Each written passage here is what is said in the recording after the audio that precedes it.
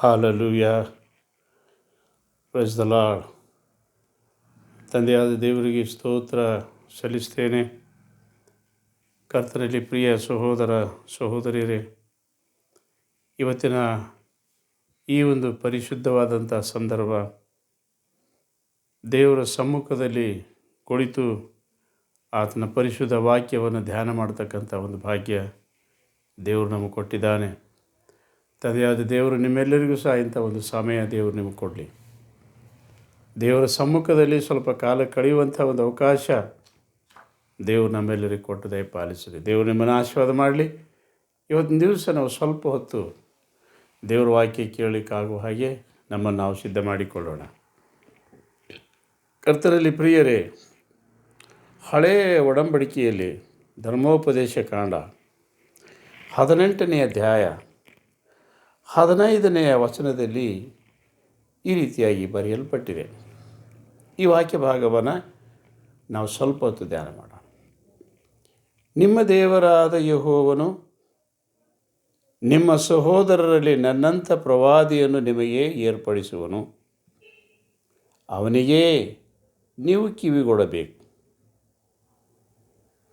ಹೊರೇಬಿನಲ್ಲಿ ನೀವು ಸಭೆ ಕೂಡಿದ ದಿನದಲ್ಲಿ ಹಾಗೆಯೇ ಕೋರಿಕೊಂಡು ನಮ್ಮ ದೇವರಾದ ಯೆಹೋವನ ಸ್ವರವನ್ನು ಇನ್ನು ಕೇಳಲು, ಈ ಘೋರವಾಗಿ ಅಗ್ನಿಜ್ವಾಲೆಯನ್ನು ಇನ್ನು ನೋಡಲು ನಮಗೆ ಮನಸ್ಸಿಲ್ಲ. ಕೇಳಿ ನೋಡಿದರೆ ಸತ್ಯವು ಎಂದು ನೀವು ಹೇಳಿದರಷ್ಟೇ. ಆಗ ಯೆಹೋವನು ನನಗೆ, ಇವರು ಹೇಳಿದ ಮಾತು ಒಳ್ಳೆಯದೇ. ಇವರ ಸ್ವದೇಶದವರಲ್ಲಿ ನಿನ್ನಂಥ ಪ್ರವಾದಿಯನ್ನು ಅವರಿಗೋಸ್ಕರ ಏರ್ಪಡಿಸುವೆನು. ಅವನ ಬಾಯಿಯಿಂದ ನನ್ನ ಮಾತುಗಳನ್ನು ನುಡಿಸುವೆನು. ನಾನು ಅವನಿಗೆ ಆಜ್ಞಾಪಿಸಿದನೆಲ್ಲ ಅವನು ಅವರಿಗೆ ತಿಳಿಸುವನು. ಅವನು ನನ್ನ ಹೆಸರಿನಲ್ಲಿ ಹೇಳಿದ ಮಾತುಗಳಿಗೆ ಯಾರು ಕಿವಿಗೊಡುವುದಿಲ್ಲವೋ ಅಂಥವರನ್ನು ನಾನು ಶಿಕ್ಷಿಸುವೆನು ಎಂಬುದಾಗಿ 18ನೇ ಅಧ್ಯಾಯ 15ರಿಂದ ಈ ಒಂದು 20 ವಚನಗಳಲ್ಲಿ ಬರೆಯಲ್ಪಟ್ಟಿದೆ. ಹಳೆಯ ಒಡಂಬಡಿಕೆಯಲ್ಲಿ ಇಸ್ರಾಯೇಲರು ಐಗುಪ್ತ ದೇಶದಿಂದ ಬಿಡುಗಡೆಯಾಗಿದ ಮೇಲೆ ಅಲ್ಲಿಂದ ಸುರಕ್ಷಿತವಾಗಿ ತನ್ನ ಸ್ವದೇಶ ಕಾನಾನ್ ದೇಶಕ್ಕೆ ಮುಟ್ಟುವಂಥ ಸಂದರ್ಭದಲ್ಲಿ ದೇವರು ಅವರಿಗೆ ನಾನಾ ವಿಧವಾದಂಥ ರೀತಿಯಲ್ಲಿ ಮಾತನಾಡಿದ್ದಾನೆ. ಅವರೊಂದಿಗೆ ಒಡಂಬಡಿಕೆ ಮಾಡಿಕೊಂಡಿದ್ದಾನೆ. ಒಡಂಬಡಿಕೆ ಮಾಡಿಕೊಂಡು ಅವರಿಗೆ ಕಟ್ಟುನಿಟ್ಟಾದಂಥ ಆಜ್ಞೆಗಳನ್ನು ಕೊಟ್ಟು, ನೀವು ಆ ದೇಶದಲ್ಲಿ ಸೇರಿದಾಗ ನೀವು ಬಹಳ ನಂಬಿಗಸ್ತರಾಗಿ ನನ್ನ ಆಜ್ಞೆಗಳನ್ನು ಕೈಕೊಂಡು ನಡೆಯಬೇಕೆಂಬುದಾಗಿ ಹೇಳಿದ. 10 ಆಜ್ಞೆಗಳನ್ನು ಕೊಟ್ಟಿದ. ಅವುಗಳನ್ನು ನೀವು ಎಂದೂ ಮರೆಯಬಾರದು. ಯಾಕಂದರೆ ಮೋಶೆ ಹೇಳುತ್ತಾ ಇದ್ದಾನೆ, ಈಗ ಆತನ ವಯಸ್ಸಾಗಿದೆ. ಈಗ ಮೋಶೆ ಏನು ಗೊತ್ತಂದ್ರೆ, ಆ ಲೋಕ ಬಿಟ್ಟು ಆತನು ಹೋಗುವಂಥ ದಿನ ಕಡೆಯ ದಿನ ಇದೆ. ಮೋಶೆ ಈಗ ನೀನೇನು ಗೊತ್ತಂತಂದ್ರೆ, ನಿನ್ನ ಕಡೆಯ ದಿನ ಅದ. ಇಸ್ರಾಯೇಲ್ ಜನಾಂಗಕ್ಕೆ ಏನು ಗೊತ್ತಂದ್ರೆ, ನಿನ್ನಂಥ ಒಬ್ಬ ಪ್ರವಾದಿಗೆ ನಾನು ನೇಮಿಸಿಕೊಡ್ತೆ. ಇಸ್ರಾಯೇಲರಿಗೆ ನಿನ್ನಂಥ ಒಬ್ಬ ಪ್ರವಾದಿಯನ್ನು ನಾನು ನೇಮಿಸಿಕೊಡ್ತೇನೆ, ಮುಂದೆ ಅವರಿಗೆ ದಾರಿ ತೋರಿಸುವುದಕ್ಕಾಗಿ, ಮುಂದೆ ಅವರು ನಿನ್ನ ಆಜ್ಞೆಗಳನ್ನು ಕೈಕೊಂಡು ನಡೆಯುವಂತೆ ಎಲ್ಲ ಪರಿಶುದ್ಧ ನಿನ್ನ ಪವಿತ್ರ ವಾಕ್ಯಗಳನ್ನು ಅವರಿಗೆ ತಿಳಿಸುತ್ತಾ ಆ ಮಾರ್ಗದಲ್ಲಿ ನಡೆಸಲಿಕ್ಕಾಗುವಂಥ ರೀತಿಯಲ್ಲಿ ನಾನು ನಿನ್ನಂಥ ಪ್ರವಾದಿಯನ್ನು ನಾನು ಅವರಿಗೆ ಒದಗಿಸಿಕೊಡ್ತೇನೆ. ಇಲ್ಲಿ ಬರೆಯಲ್ಪಟ್ಟದ್ದು, ನಿಮ್ಮ ದೇವರಾದ ಯೆಹೋವನು ನಿಮ್ಮ ಸಹೋದರರಲ್ಲಿ ನನ್ನಂಥ ಪ್ರವಾದಿಯನ್ನು ನಿಮಗೆ ಒದಗಿಸಿಕೊಡ್ತೇನೆ. ನಿಮ್ಮ ಸಹೋದರಂದರೆ ಯಾರು? ಇಸ್ರಾಯೇಲರಿಗೆ. ಕರ್ತನಲ್ಲಿ ಪ್ರಿಯರೇ, ಇಲ್ಲಿ ಇದೇ 8ನೇ ಅಧ್ಯಾಯ 9ನೇ ವಚನದಲ್ಲಿ ಬರೆಯಲ್ಪಟ್ಟದ, ನಿಮ್ಮ ದೇವರಾದ ಯೆಹೋವನು ನಿಮಗೆ ಕೊಡುವ ದೇಶದಲ್ಲಿ ನೀವು ಸೇರಿದಾಗ. ದೇವರೇ ಯಾರಿಗೇನು ಗೊತ್ತಾ ಆ ದೇಶ ಕೊಡ್ತಾ ಅಂತ ಹೇಳಿದ? ಯಾರಿಗೆ ಕೊಡ್ತಾ ಅಂತ ಹೇಳಿದ? ಕಾನಾನ್ ದೇಶ, ಇಸ್ರಾಯೇಲ್ ಜನಾಂಗಕ್ಕೆ. ನಿಮ್ಮ ದೇವರಾದ ಯೆಹೋವ ನಿಮಗೆ ಕೊಡುವಂಥ ದೇಶ ಅದ್ಯಾವುದು? ಇಸ್ರಾಯೇಲ್ ದೇಶ. ಅದ್ಯಾವುದು ಗೊತ್ತಾ? ಕಾನಾನ್ ದೇಶ. ನೀವು ಆ ದೇಶದಲ್ಲಿ ಸೇರಿದಾಗ ನೀವೇನು ಗೊತ್ತಂದ್ರೆ, ನನ್ನ ಮಾರ್ಗ ತಪ್ಪಿ ನಡೆಯದ ಹಾಗೆ, ನಾನು ನಿಮಗೊಬ್ಬ ಪ್ರವಾದಿಯನ್ನು ನೇಮಿಸಿಕೊಡುತ್ತೇನೆ ಎಂಬುದಾಗಿ ದೇವರು ಹೇಳ್ತಾ ಇದ್ದಾನೆ. ಮೋಶೆ, ನೀವು ಹೋಗಿದ ಮೇಲೆ ನಾನು ಇವರಿಗೆ ನಿನ್ನಂಥ ಪ್ರವಾದಿಯನ್ನು ಅವರಿಗೆ ನಾನು ಒದಗಿಸಿಕೊಡ್ತೇನೆ. ಯಾಕೆ ಗೊತ್ತಾ? ನೀನು ನನ್ನ ಜೊತೆಯಲ್ಲಿದ್ದ ಹಾಗೆ, ನನ್ನನ್ನು ಮುಖಾಮುಖಿ ನೋಡಿದ ಹಾಗೆ ಇವರು ನೋಡೋಕ್ಕಾಗಲ್ಲ. ನನ್ನ ದರ್ಶನ ನೀವು ನೋಡೋಕ್ಕಾಗಲ್ಲ. ಯಾಕಂದರೆ ಅವರೇ ಹೇಳಿದ್ದಾರೆ ಅವತ್ತಿನ ದಿವಸ, ಯಾವಾಗ ಅಲ್ಲಿ ಬೆಟ್ಟಕ್ಕೆ ಬೆಂಕಿ ಹತ್ತಿ ಹೊರೇಬಿನಲ್ಲಿ ಉರಿಯುವಾಗ, ಅಂಥ ಬೆಟ್ಟದಲ್ಲಿ ನೀನು ನನ್ನೊಂದಿಗೆ ಮಾತಾಡುವಾಗ, ಗುಡುಗು ಮಿಂಚು ಸಿಡಿಲಿನಲ್ಲಿ ಮಾತಾಡುವಾಗ ಅದರ ಸ್ವರವನ್ನು ಕೇಳಿದ ಮೇಲೆ ಘೋರವಾದಂಥ ಅಗ್ನಿ ಜ್ವಾಲೆಯ ಪರ್ವತದಲ್ಲಿ ಬೀಳ್ತಕ್ಕಂಥದ್ದನ್ನು ನೋಡಿ, ನಾನು ನಿನ್ನೊಂದಿಗೆ ಮಾತಾಡುವಂಥದ್ದು ಅಗ್ನಿ ಪರ್ವತದಲ್ಲಿ ಮತ್ತು ಆ ಅಗ್ನಿಯಲ್ಲಿ ನೀನು ನಿಂತಿರ್ತಕ್ಕಂಥದ್ದನ್ನು ಅವರು ನೋಡಿ ಅವರು ಹೆದರಿಕೊಂಡಿದ್ದರು. ಅಯ್ಯೋ ಮೋಶೆ ಮೋಶೆ, ನಮಗೆ ನೋಡೋಕ್ಕಾಗೋದಿಲ್ಲ ಆ ದೇವರಿಗೆ, ನಿನ್ನಂಥ ಶಕ್ತಿ ನನಗಿಲ್ಲ, ನಾವು ನೋಡೋಕ್ಕಾಗಲ್ಲ. ಒಂದು ವೇಳೆ ಅಂಥ ಅಗ್ನಿ ಜ್ವಾಲೆ ಅಂತ ದೇವರಿಗೆ ನಾವು ದರ್ಶನ ಮಾಡೋಕ್ಕೆ ಹೋದಾಗ ನಾವು ಸಾಯ್ತೇವೆ, ನಮಗೆ ನೋಡೋಕ್ಕಾಗಲ್ಲ. ಅದಕ್ಕೆ ದೇವರೇ, ನಮಗೇನು ಗೊತ್ತಂದ್ರೆ ನಾವು ನೋಡೋಕ್ಕಾಗೋದಿಲ್ಲ, ಸತ್ಯ. ಅದಕ್ಕೆ ನೀನೇ ನಮಗೆ ಮಾತಾಡು, ನೀನೇ ದೇವರೇನು ಹೇಳ್ತಾನೆ, ದೇವ್ರು ಹೇಳಿದಂಥ ಮಾತು ನಮಗೆ ನೀ ತಿಳಿಸೋಳು. ಆದ್ರೂ ಗೊತ್ತಾ ನಮಗೆ ನೋಡೋಕ್ಕಾಗಲ್ಲ ಅಂತ ಹೇಳಿದಕ್ಕೋಸ್ಕರವಾಗಿ ನಾವು ಸತ್ತೇವು ಎಂದು ಹೇಳಿದ್ದಾರೆ ಅವರು. ಅದಕ್ಕೆ ಅವ್ರು ಅಂದಿದ್ದು ಒಳ್ಳೆಯದೇ. ದೇವ್ರು ಹೇಳ್ತಾನೆ ಮೋಶೆ, ಅವ್ರು ಅಂದಿದ್ದು ಒಳ್ಳೆಯದೇ, ನನಗೆ ನೋಡೋಕೆ ಅವರಿಂದ ಆಗೋದಿಲ್ಲ. ಮೋಶೆ, ನಿನ್ನ ಹಾಗೆ ಅವ್ರೇನು ಗೊತ್ತಾ ನಾನು ದರ್ಶನ ಮಾಡೋಕ್ಕಾಗಲ್ಲ. ಅದಕ್ಕೋಸ್ಕರವಾಗಿ ನಿನ್ನಂಥವನನ್ನೇ ಒಬ್ಬನನ್ನು ಮುಂದಿನ ದಿನಗಳಲ್ಲಿ ಅವರು ಸ್ವದೇಶವನ್ನು ಸೇರಿದ ಮೇಲೆ ಇವರ ಸ್ವದೇಶದವರಲ್ಲಿ ನಿನ್ನಂಥ ಪ್ರವಾದಿಯನ್ನು ಅವರಿಗೆ ನಾನು ಒದಗಿಸಿಕೊಡ್ತೇನೆ, ಆತನು ಇವರನ್ನು ನಡೆಸಿಕೊಂಡು ಹೋಗುತ್ತಾನೆ. ಈಗ ಮೋಸೆಯಂಥ ಪ್ರವಾದಿ ಯಾರು? ಕರ್ತನಲ್ಲಿ ಪ್ರಿಯರೇ, ಇದು ಬಹಳ ಅತಿ ಅವಶ್ಯವಾಗಿ ನಾವು ಕೇಳ್ತಕ್ಕಂಥದ್ದು. ಮೋಸೆಯಂಥ ಪ್ರವಾದಿ ಯಾರು? ಪ್ರವಾದಿ ಅಂದರೆ ಯಾರು?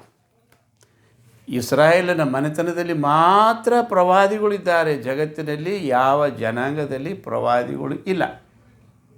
ಪ್ರವಾದಿ ಅಂದರೆ ಏನು? ಪವಿತ್ರಾತ್ಮ ಅವರ ಮೇಲೆ ಬರಲು, ಪರಿಶುದ್ಧಾತ್ಮ ಅವರ ಮೇಲೆ ಬರಲು ಪವಿತ್ರಾತ್ಮ ಭರಿತರಾಗಿ ಅವರು ಮಾತಾಡಲಿಕ್ಕೆ ಪ್ರಾರಂಭ ಮಾಡ್ತಾರೆ. ಯಾವಾಗ ಪವಿತ್ರಾತ್ಮನೇ ಅವರೊಂದಿಗೆ ಇದ್ದು ಮಾತಾಡ್ತಾನೆ, ಆವಾಗ ಅವರು ಮಾತಾಡ್ತಾರೆ. ಅವರು ಸ್ವತಃ ಮಾತಾಡೋದಿಲ್ಲ. ದೇವರು ತನಗೆ ಏನು ಹೇಳ್ತಾರೆ ಅದನ್ನೇ ಮಾತಾಡ್ತಾರೆ. ಏನು ಮಾತಾಡೋಂತ ದೇವರು ಆತನಿಗೆ ಹೇಳಿದಿರ್ತಾನೆ ಅದನ್ನೇ ಮಾತಾಡ್ತಾರೆ. ಯಾಗ ಪವಿತ್ರಾತ್ಮ ಬಂದಾಗ ಆ ದೇವರ ವಾಕ್ಯಗಳನ್ನು, ದೇವರ ಆಲೋಚನೆಯನ್ನು, ದೇವರು ಮುಂದಾಗ್ತಕ್ಕಂಥದ್ದನ್ನೆಲ್ಲ ಮುಂಚಿತವಾಗಿ ಆ ಪ್ರವಾದಿಯ ಮೂಲಕವಾಗಿ ಅನ್ನುತ್ತಾ ಜನರಿಗೆ ಹೇಳ್ತಾನೆ. ಆದರೆ ಇಲ್ಲಿ ಹೇಳಲ್ಪಟ್ಟದ್ರ ಮತ್ತು ಅಂಥ ಪ್ರವಾದಿ ಯಾರು? ಮೋಸೆ ಅಂಥ ಪ್ರವಾದಿ ಯಾರು? ಮುಂದಿನ ದಿನಗಳಲ್ಲಿ ನೀವು ಹೋಗಿದ ಮೇಲೆ ನಿನ್ನಂಥ ಪ್ರವಾದಿಯನ್ನು ನಾನು ಅವರಿಗೆ ಒದಗಿಸ್ಕೊಡ್ತೇನೆ ಮತ್ತು ಅವರು ನನ್ನನ್ನು ಭಾಳ ದೃಷ್ಟಿ ಇಟ್ಟು ನೋಡಬೇಕು. ಅವರು ಆ ಪ್ರವಾದಿಯನ್ನು ಭಾಳ ದೃಷ್ಟಿಸಿ ನೋಡಬೇಕು. ಆ ಪ್ರವಾದಿ ನನ್ನಿಂದ ಏನು ಗೊತ್ತಾ, ಪ್ರವಾದಿ ನನ್ನಿಂದ ಅಧಿಕಾರಿ, ಇವರು ಹೇಳ್ತಾರೆ ನನಗೆ ಭಾಳ ದೃಷ್ಟಿ ಇಟ್ಟು ನೀವು ನೋಡಬೇಕು. ಅದಕ್ಕೆ ಅವನ ಬಾಯಿಯಲ್ಲಿ ನನ್ನ ಮಾತುಗಳು ಇಡುತ್ತೇನೆ. ಯಾರಿಗೆ ನಾನು ಕಳಿಸ್ಕೊಡ್ತೇನೋ, ಯಾವನು ಕಳಿಸ್ಕೊಡ್ತೇನೋ ಅವನ ಬಾಯಿಯಲ್ಲಿ ನನ್ನ ಮಾತುಗಳನ್ನು ಇಡ್ತೇನೆ, ಅವನು ನನ್ನ ಮಾತುಗಳನ್ನು ಆಡ್ತಾನೆ. ಆ ಪ್ರವಾದಿಯಲ್ಲಿ ನಾ ಇರ್ತೇನೆ, ಅವನು ನನ್ನಲ್ಲಿರುತ್ತಾನೆ, ನಾನು ಅವನಲ್ಲಿಯೂ ಅವನು ನನ್ನಲ್ಲಿಯೂ ಇರುವುದರಿಂದ ಮಾತಾಡುವವನು ಅವನಲ್ಲ, ಅವನಲ್ಲಿರುವಾತನಾದ ನಾನೇ ಅವನೊಂದಿಗೆ ಮಾತಾಡ್ತೇನೆ, ಆ ಜನಾಂಗದೊಂದಿಗೆ ಮಾತಾಡ್ತೇನೆ. ಅದಕ್ಕೆ ಹೇಳ್ತಾನೆ ಗೊತ್ತಾ, ಅವನ ಮೂಲಕವೇ, ಅವನ ಬಾಯಿಯಿಂದ ಬರುವಂಥ ನನ್ನ ಮಾತುಗಳನ್ನು ಅವರಿಗೆ ನಾನು ನುಡಿಸ್ತೇನೆ. ನಾನು ಅವನಿಗೆ ಆಜ್ಞಾಪಿಸಿದನ್ನೆಲ್ಲ ಅವನು ಅವರಿಗೆ ತಿಳಿಸುವನು. ನಾನು ಅವನಿಗೆ ಆಜ್ಞಾಪಿಸಿದೆ, ಅವ ನನ್ನಲ್ಲಿರ್ತಕ್ಕಂಥದ್ದನ್ನು ಮಾತಾಡ್ತಾನೆ. ಆವಾಗ ಆತನು ನನ್ನಲ್ಲಿರುವಂಥದ್ದನ್ನು ತೆಗೆದುಕೊಂಡು ಅವರಿಗೆ ತಿಳಿಸುತ್ತಾನೆ. ಅವನು ಆಡುವಂಥ ಮಾತು ಅವನದು ಯಾವುದೂ ಅಲ್ಲ. ಪ್ರವಾದಿಯ ಬಾಯಿಯಿಂದ ಬರ್ತಕ್ಕಂಥ ಮಾತು ಅವನು ಸ್ವಕಲ್ಪಿತವಾದದ್ದಲ್ಲ, ಅವನ ಮನಸ್ಸಿನಿಂದ ಹೇಳ್ತಕ್ಕಂಥವನಲ್ಲ. ಮೇಲಿನಿಂದ ಆತ್ಮ ಏನು ಹೇಳ್ತಾನೋ ಅದನ್ನೇ ಏನು ಗೊತ್ತಂದರೆ ಹೇಳ್ತಾನೆ. ದೇವರು ಅವನಿಗೆ ಏನು ತಿಳಿಸ್ಕೊಡ್ತಾನೋ ಅದನ್ನೇ ಹೇಳ್ತಾನೆ. ಅದಕ್ಕೋಸ್ಕರವಾಗಿ ಅವನ ಮಾತನ್ನು ನೀವು ಬಹಳ ಗೊತ್ತಾ ಗಮನ ಇಟ್ಟು ಕೇಳಬೇಕು. ನೋಡು, ಅವನ ಬಾಯಿಂದ ನನ್ನ ಮಾತುಗಳು ನುಡಿಸುವೆನು, ನಾನು ಅವನಿಗೆ ಆಜ್ಞಾಪಿಸಿದನೆಲ್ಲ ಅವನು ನಿಮಗೆ ತಿಳಿಸುವನು. ಅವನು ನನ್ನ ಹೆಸರಿನಲ್ಲಿ ಹೇಳಿದ ಮಾತುಗಳು ಯಾರು ಕಿವಿಗೊಡುವುದಿಲ್ಲವೋ ಅವನು ನನ್ನ ಹೆಸರಿನಲ್ಲಿ ಬರ್ತಾನೆ. ನೀವಾದರೂ ನಮಗೆ ನೋಡೋಕ್ಕಾಗಲ್ಲ. ದೇವ್ರು ಹೇಳ್ತಾ ಇದ್ದಾನೆ, ನೀವಾದರೂ ನನ್ನ ಮುಖ ನೋಡೋಕ್ಕಾಗಲ್ಲ. ಅದನ್ನು ಯಾರನ್ನು ಕಳಿಸ್ಕೊಡ್ತೇನೋ ನಾ ಅವರಲ್ಲಿರ್ತೇನೆ, ಅವನ ಬಾಯಿಯ ಮೂಲಕವಾಗಿ ನಿನಗೆ ಮಾತನಾಡ್ತೇನೆ. ನೀವು ಅವನಿಗೆ ಬಹಳ ಗಮನ ಇಟ್ಟು ನೋಡಬೇಕು. ಒಂದು ವೇಳೆ ಅವನ ಮಾತು ನೀವು ಕೇಳಲಾರದೆ ಹೋದರೆ ನಾಶವಾದೀರಿ. ದೇವ್ರ ಮಕ್ಕಳೇ, ಇದೇನು ಗೊತ್ತಾ, ಮೋಶೆಗೆ ಆತನ ಈ ಲೋಕ ಬಿಟ್ಟು ಹೋಗುವಾಗ, ಮೋಶೆ ನಿನ್ನಂಥ ಪ್ರವಾದಿಯನ್ನು ಜನರಿಗೆ ನಾನು ಒದಗಿಸಿಕೊಡುತ್ತೇನೆ, ಅವನ ಬಾಯಿಯಲ್ಲಿ ನನ್ನ ಮಾತುಗಳನ್ನಿಡುತ್ತೇನೆ, ನಾ ಅವನಲ್ಲಿರುತ್ತೇನೆ, ಅವನು ನನ್ನಲ್ಲಿರುತ್ತಾನೆ, ನಾನು ತಿಳಿಸಿಕೊಟ್ಟ ಹಾಗೆ ಅವನು ಮಾತಾಡುತ್ತಾನೆ. ಆದರೆ ಸ್ವತಂತ್ರವಾಗಿ ತನ್ನ ಇಷ್ಟದ ಹಾಗೆ ಅವನು ಆಡುವವನೇ ಅಲ್ಲ. ನಾ ಏನು ಹೇಳ್ತೇನೆ ಅವ ನನ್ನಲ್ಲಿದ್ದು ನನ್ನ ಮಾತುಗಳನ್ನೇ ಅವರಿಗೆ ತಿಳಿಸ್ತಾನೆ. ಅಂಥ ಪ್ರವಾದಿ ಯಾರು? ನಾವು ನೋಡ್ತೇವೆ. ಅಂಥ ಪ್ರವಾದಿ ಯಾರಪ್ಪ? ನಾವು ನೋಡ್ತೀವಿ, ಯೋಹಾನ ಬರೆದ ಸುವಾರ್ತೆ 1ನೇ ಅಧ್ಯಾಯ 21ನೇ ವಚನದಲ್ಲಿ ಇಲ್ಲಿ ಬರೆಯಲ್ಪಟ್ಟಿದೆ. 1ನೇ ಅಧ್ಯಾಯ 21ನೇ ವಚನದಲ್ಲಿ ಇಲ್ಲಿ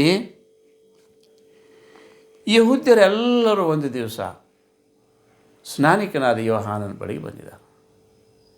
ಎಲ್ಲ ಇಸ್ರಾಯೇಲಿನ ಮನೆತನ, ಯೆರೂಸಲೇಮಿನಲ್ಲಿರ್ತಕ್ಕಂಥ ಯಾಜಕರು, ಲೇವಿಯರು, ಇವರೆಲ್ಲರೂ ಸ್ನಾನಿಕನಾದ ಯೋಹಾನನ ಬಳಿಗೆ ಬಂದರು. ಬಂದಿದ ಮೇಲೆ ಏನು ಕೇಳ್ತೇವೆ ಗೊತ್ತಾ? ನೀನು ಯಾರು? ನೀ ಯಾರಿದ್ದಿ? ನೀನು ಯಾರು ಎಂದು ಕೇಳಿದಕ್ಕೆ ಅವರು, ನೀ ಯಾರಿದ್ದಿ ನೀನು ಕೇಳಿದಾಗ, ನಾನು ಕ್ರಿಸ್ತನಲ್ಲ ಅಂದ ಯೋಹಾನ. ಯಾಕಂದರೆ ಕ್ರಿಸ್ತನು ಬರ್ತಾನೆ. ಆ ಪ್ರವಾದಿ ಏನು ಗೊತ್ತಾ, ಯಾರಿದ್ದಾರೆ ನಿಜವಾದಂಥ ಪ್ರವಾದನೆ ಆತ್ಮ ಇದ್ದಂಥವು ಯಾರಿದ್ದಾನೆ? ಒಬ್ಬ ಮನುಷ್ಯ ಬರ್ತಾನೆ, ಮನುಷ್ಯನ ರೂಪದಾಗ ಬರ್ತಾನೆ. ಅದಕ್ಕೆ ಹೇಳ್ತಾರೆ, ನೀ ಏನಾದರೂ ಕ್ರಿಸ್ತ ಇದ್ದೇನು? ಆದರೆ ಅವ ಹೇಳ್ತಾರೆ, ನಾನು ಕ್ರಿಸ್ತನಲ್ಲ ಎಂದು ಎಲ್ಲರ ಮುಂದೆ ಹೇಳಿದನು. ಹಾಗಾದರೆ ನೀ ಏಲಿಯನೋ? ಮಲಕಿ ಪ್ರವಾದಿಗಳಂತ 5ನೇ ಅಧ್ಯಾಯದಲ್ಲಿ 3ನೇ ವಚನದಲ್ಲಿ ಏಲಿಯನ ಬರುವಿಕೆ ಅಂತ ಬರೆಯಲ್ಪಟ್ಟದ. ಯುಗ ಸಮಾಪ್ತಿಯಲ್ಲಿ ಏನು ಗೊತ್ತಾ, ಏಲಿಯ ಬರ್ತಾನೆ ಎಂಬುದಾಗಿ ಅಲ್ಲಿ ಬರೆಯಲ್ಪಟ್ಟಿದೆ. ಮಲಕಿ ಪ್ರವಾದಿ ಗ್ರಂಥ 5ನೇ ಅಧ್ಯಾಯದ ಕೊನೆಯ ಅಧ್ಯಾಯದಲ್ಲಿ ಈ ರೀತಿಯಾಗಿ ಬರೆಯಲ್ಪಟ್ಟ ಏಲಿಯನ ಬರುವಿಕೆ. ನನ್ನ ಸೇವಕನಾದ ಮೋಶೆಯ ಧರ್ಮಶಾಸ್ತ್ರವನ್ನು, ಅಂದರೆ ನಾನು ಹೊರೇಬ್ ಬೆಟ್ಟದಲ್ಲಿ ಎಲ್ಲ ಇಸ್ರಾಯೇಲರಿಗೋಸ್ಕರ ಮೋಶೆಗೆ ನೇಮಿಸಿದ ನಿಯಮ ವಿಧಿಗಳನ್ನು ಜ್ಞಾಪಕ ಮಾಡಿಕೊಳ್ಳಿರಿ. ನೋಡಿ, ನಾನು ಮೋಶೆಗೆ ಧರ್ಮಶಾಸ್ತ್ರವನ್ನು ಕೊಟ್ಟಿದ್ದೆ, 10 ಕಮಾಂಡ್ಮೆಂಟ್ಸ್ ನಾನು ಕೊಟ್ಟು ಹೋಗಿದೆ. ಅವನ್ನೆಲ್ಲನೂ ಗೊತ್ತಾ, ನೀವು ಜ್ಞಾಪಕ ಮಾಡಿಕೊಳ್ಳಿರಿ.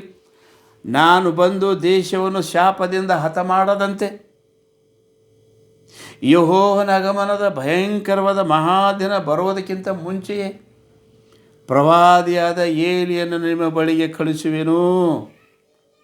ಪ್ರವಾದಿಯಾದ ಏಲಿಯನನ್ನು ನಿಮ್ಮ ಬಳಿಗೆ ಕಳಿಸಿಕೊಡುತ್ತೇನೆ. ಏಲಿಯ ಅವನು ತಂದೆಗಳ ಮನಸ್ಸನ್ನು ಮಕ್ಕಳ ಕಡೆಗೂ, ಮಕ್ಕಳ ಮನಸ್ಸನ್ನು ತಂದೆಗಳ ಕಡೆಗೆ ತಿರುಗಿಸ್ತಾನೆ. ಏಲಿಯ ಬರ್ತಾನೆ. ಅದಕ್ಕೆ ಕೇಳುತ್ತಾರೆ ಇಲ್ಲಿ, ಹಾಗಾದರೆ ನೀನು ಕ್ರಿಸ್ತನೂ ಅಲ್ಲ, ಏಲಿಯ ಇದ್ದೇನೆ ಹೇಳು ಅಂತ ಹೇಳ್ತಾರೆ. ಯಾಕಂದ್ರೆ ಮಲಾಕಿ ಪುಸ್ತಕದಲ್ಲಿ ಬರೆಯಲ್ಪಟ್ಟಿದೆ, ಮಲಾಕಿ ಪ್ರವಾದನೆಯಲ್ಲಿ ಹೇಳಿದ್ದಾನೆ, ಆತನು ಬರ್ತಾನೆ, ಬರುವಾತನು ಬರ್ತಾನೆ, ಭಯಂಕರವಾದ ಲೋಕನಾಶನದ ಕೊನೆಯ ದಿನದಲ್ಲಿ ದೇಶ ಶಾಪದಿಂದ ನಾಶವಾಗಿ ಹೋಗದ ಹಾಗೆ, ಜನರು ನಾಶವಾಗಿ ಹೋಗದ ಹಾಗೆ ಅವರನ್ನು ತಿಳಿಸುವುದಕ್ಕೋಸ್ಕರವಾಗಿ ಏನು ಗೊತ್ತಾ, ಅವರನ್ನು ರಕ್ಷಿಸುವುದಕ್ಕೋಸ್ಕರವಾಗಿ ಬರ್ತಾನೆ, ಅವರನ್ನು ಮುಂಚಿತವಾಗಿ ತಿಳಿಸುವುದಕ್ಕೋಸ್ಕರವಾಗಿ ಬರ್ತಾನೆ.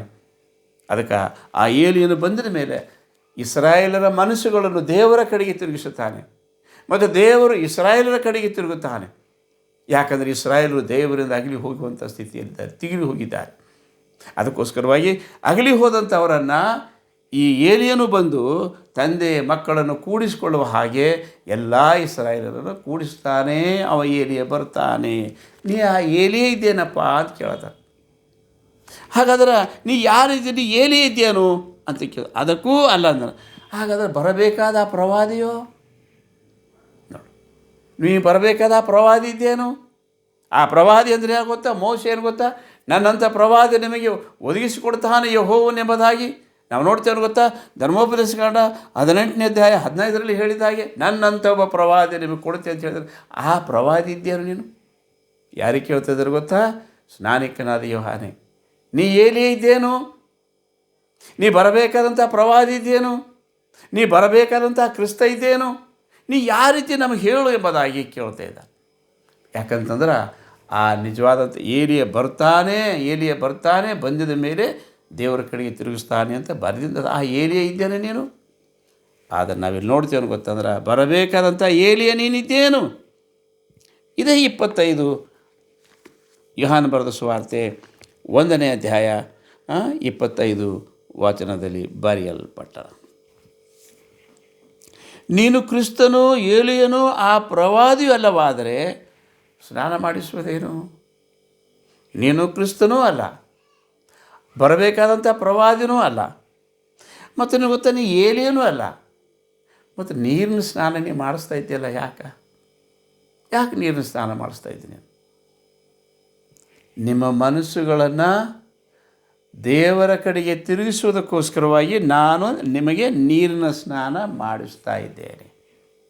ಇಲ್ಲಿ ಬರೆಯಲ್ಪಟ್ಟದ ಇದೇ 1ನೇ ಅಧ್ಯಾಯ ಯೋಹಾನ ಬರೆದ ಸುವಾರ್ತೆ 1ನೇ ಅಧ್ಯಾಯ 31.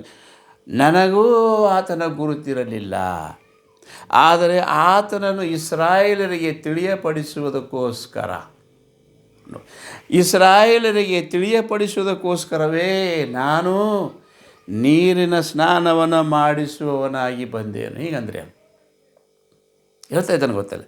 ನೀವು ನನಗೆ ಕೇಳ್ತಾ ಇದ್ದೀರಿ ಗೊತ್ತಾ, ನೀ ಆ ಪ್ರವಾದಿ ಇದ್ದೇನು? ನೀ ಕ್ರಿಸ್ತ ಇದ್ದೇನು? ನೀ ಏಲಿಯ ಇದ್ದೇನು? ಆದರೆ ಸ್ವಾಮಿ ಹೇಳ್ತದೆ, ಇವನು ಹೇಳ್ತಾ ಇದ್ದಾನೆ ಗೊತ್ತಾ, ನನಗೂ ಆತನ ಗುರುತಿದ್ದಿಲ್ಲ, ಸಾಕ್ಷಿ ಕೊಡತ್ತಾನೆ. ಆದ್ರೆ ಯಾವನಿಗೆ ನಾನು ಸ್ನಾನ ಮಾಡಿಸ್ತೇನೋ, ಯೋರ್ದಾನ್ ಹೊಳೆಯಲ್ಲಿ ಸ್ನಾನ ಮಾಡಿಸುವಾಗ ಅವನ ಮೇಲೆ ಪವಿತ್ರಾತ್ಮ ಇಳಿದು ಬರ್ತದೋ ಅವನೇ ಆತನು. ಮೋಶೆಯ ಧರ್ಮಶಾಸ್ತ್ರದಲ್ಲಿ ಹೇಳಿದ ಹಾಗೆ, ಬರ್ತೇನೆಂಬುದಾಗಿ, ಕಳಿಸಿಕೊಡ್ತೇನೆಂಬುದಾಗಿ ಹೇಳಿದ ಹಾಗೆ ಅವನು ಬರುತ್ತಾನೆ.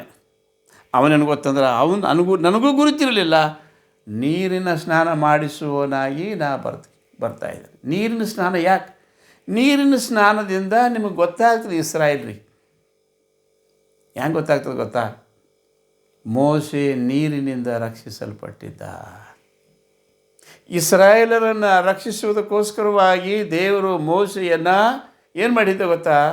ಫರೋನನ ಹೆದರಿಕೆಯಿಂದ ಅವರ ತಂದೆ ತಾಯಿಗಳು ಹುಟ್ಟಿದಾಗ ಗಂಡು ಕೂಸುಗಳಲ್ಲೆಲ್ಲ ಏನು ಗೊತ್ತಾ, ಕೊಲ್ಲಬೇಕೆಂಬುದಾಗಿ ಆಲೋಚನೆ ಮಾಡಿಕೊಂಡಾಗ ನೀರಿನಲ್ಲಿ ಆಕಿ ತಾಯಿ ಬಿಟ್ಟಳು ತನ್ನ ಮಗನಿಗೆ ಬಹಳ ದುಃಖದಿಂದ.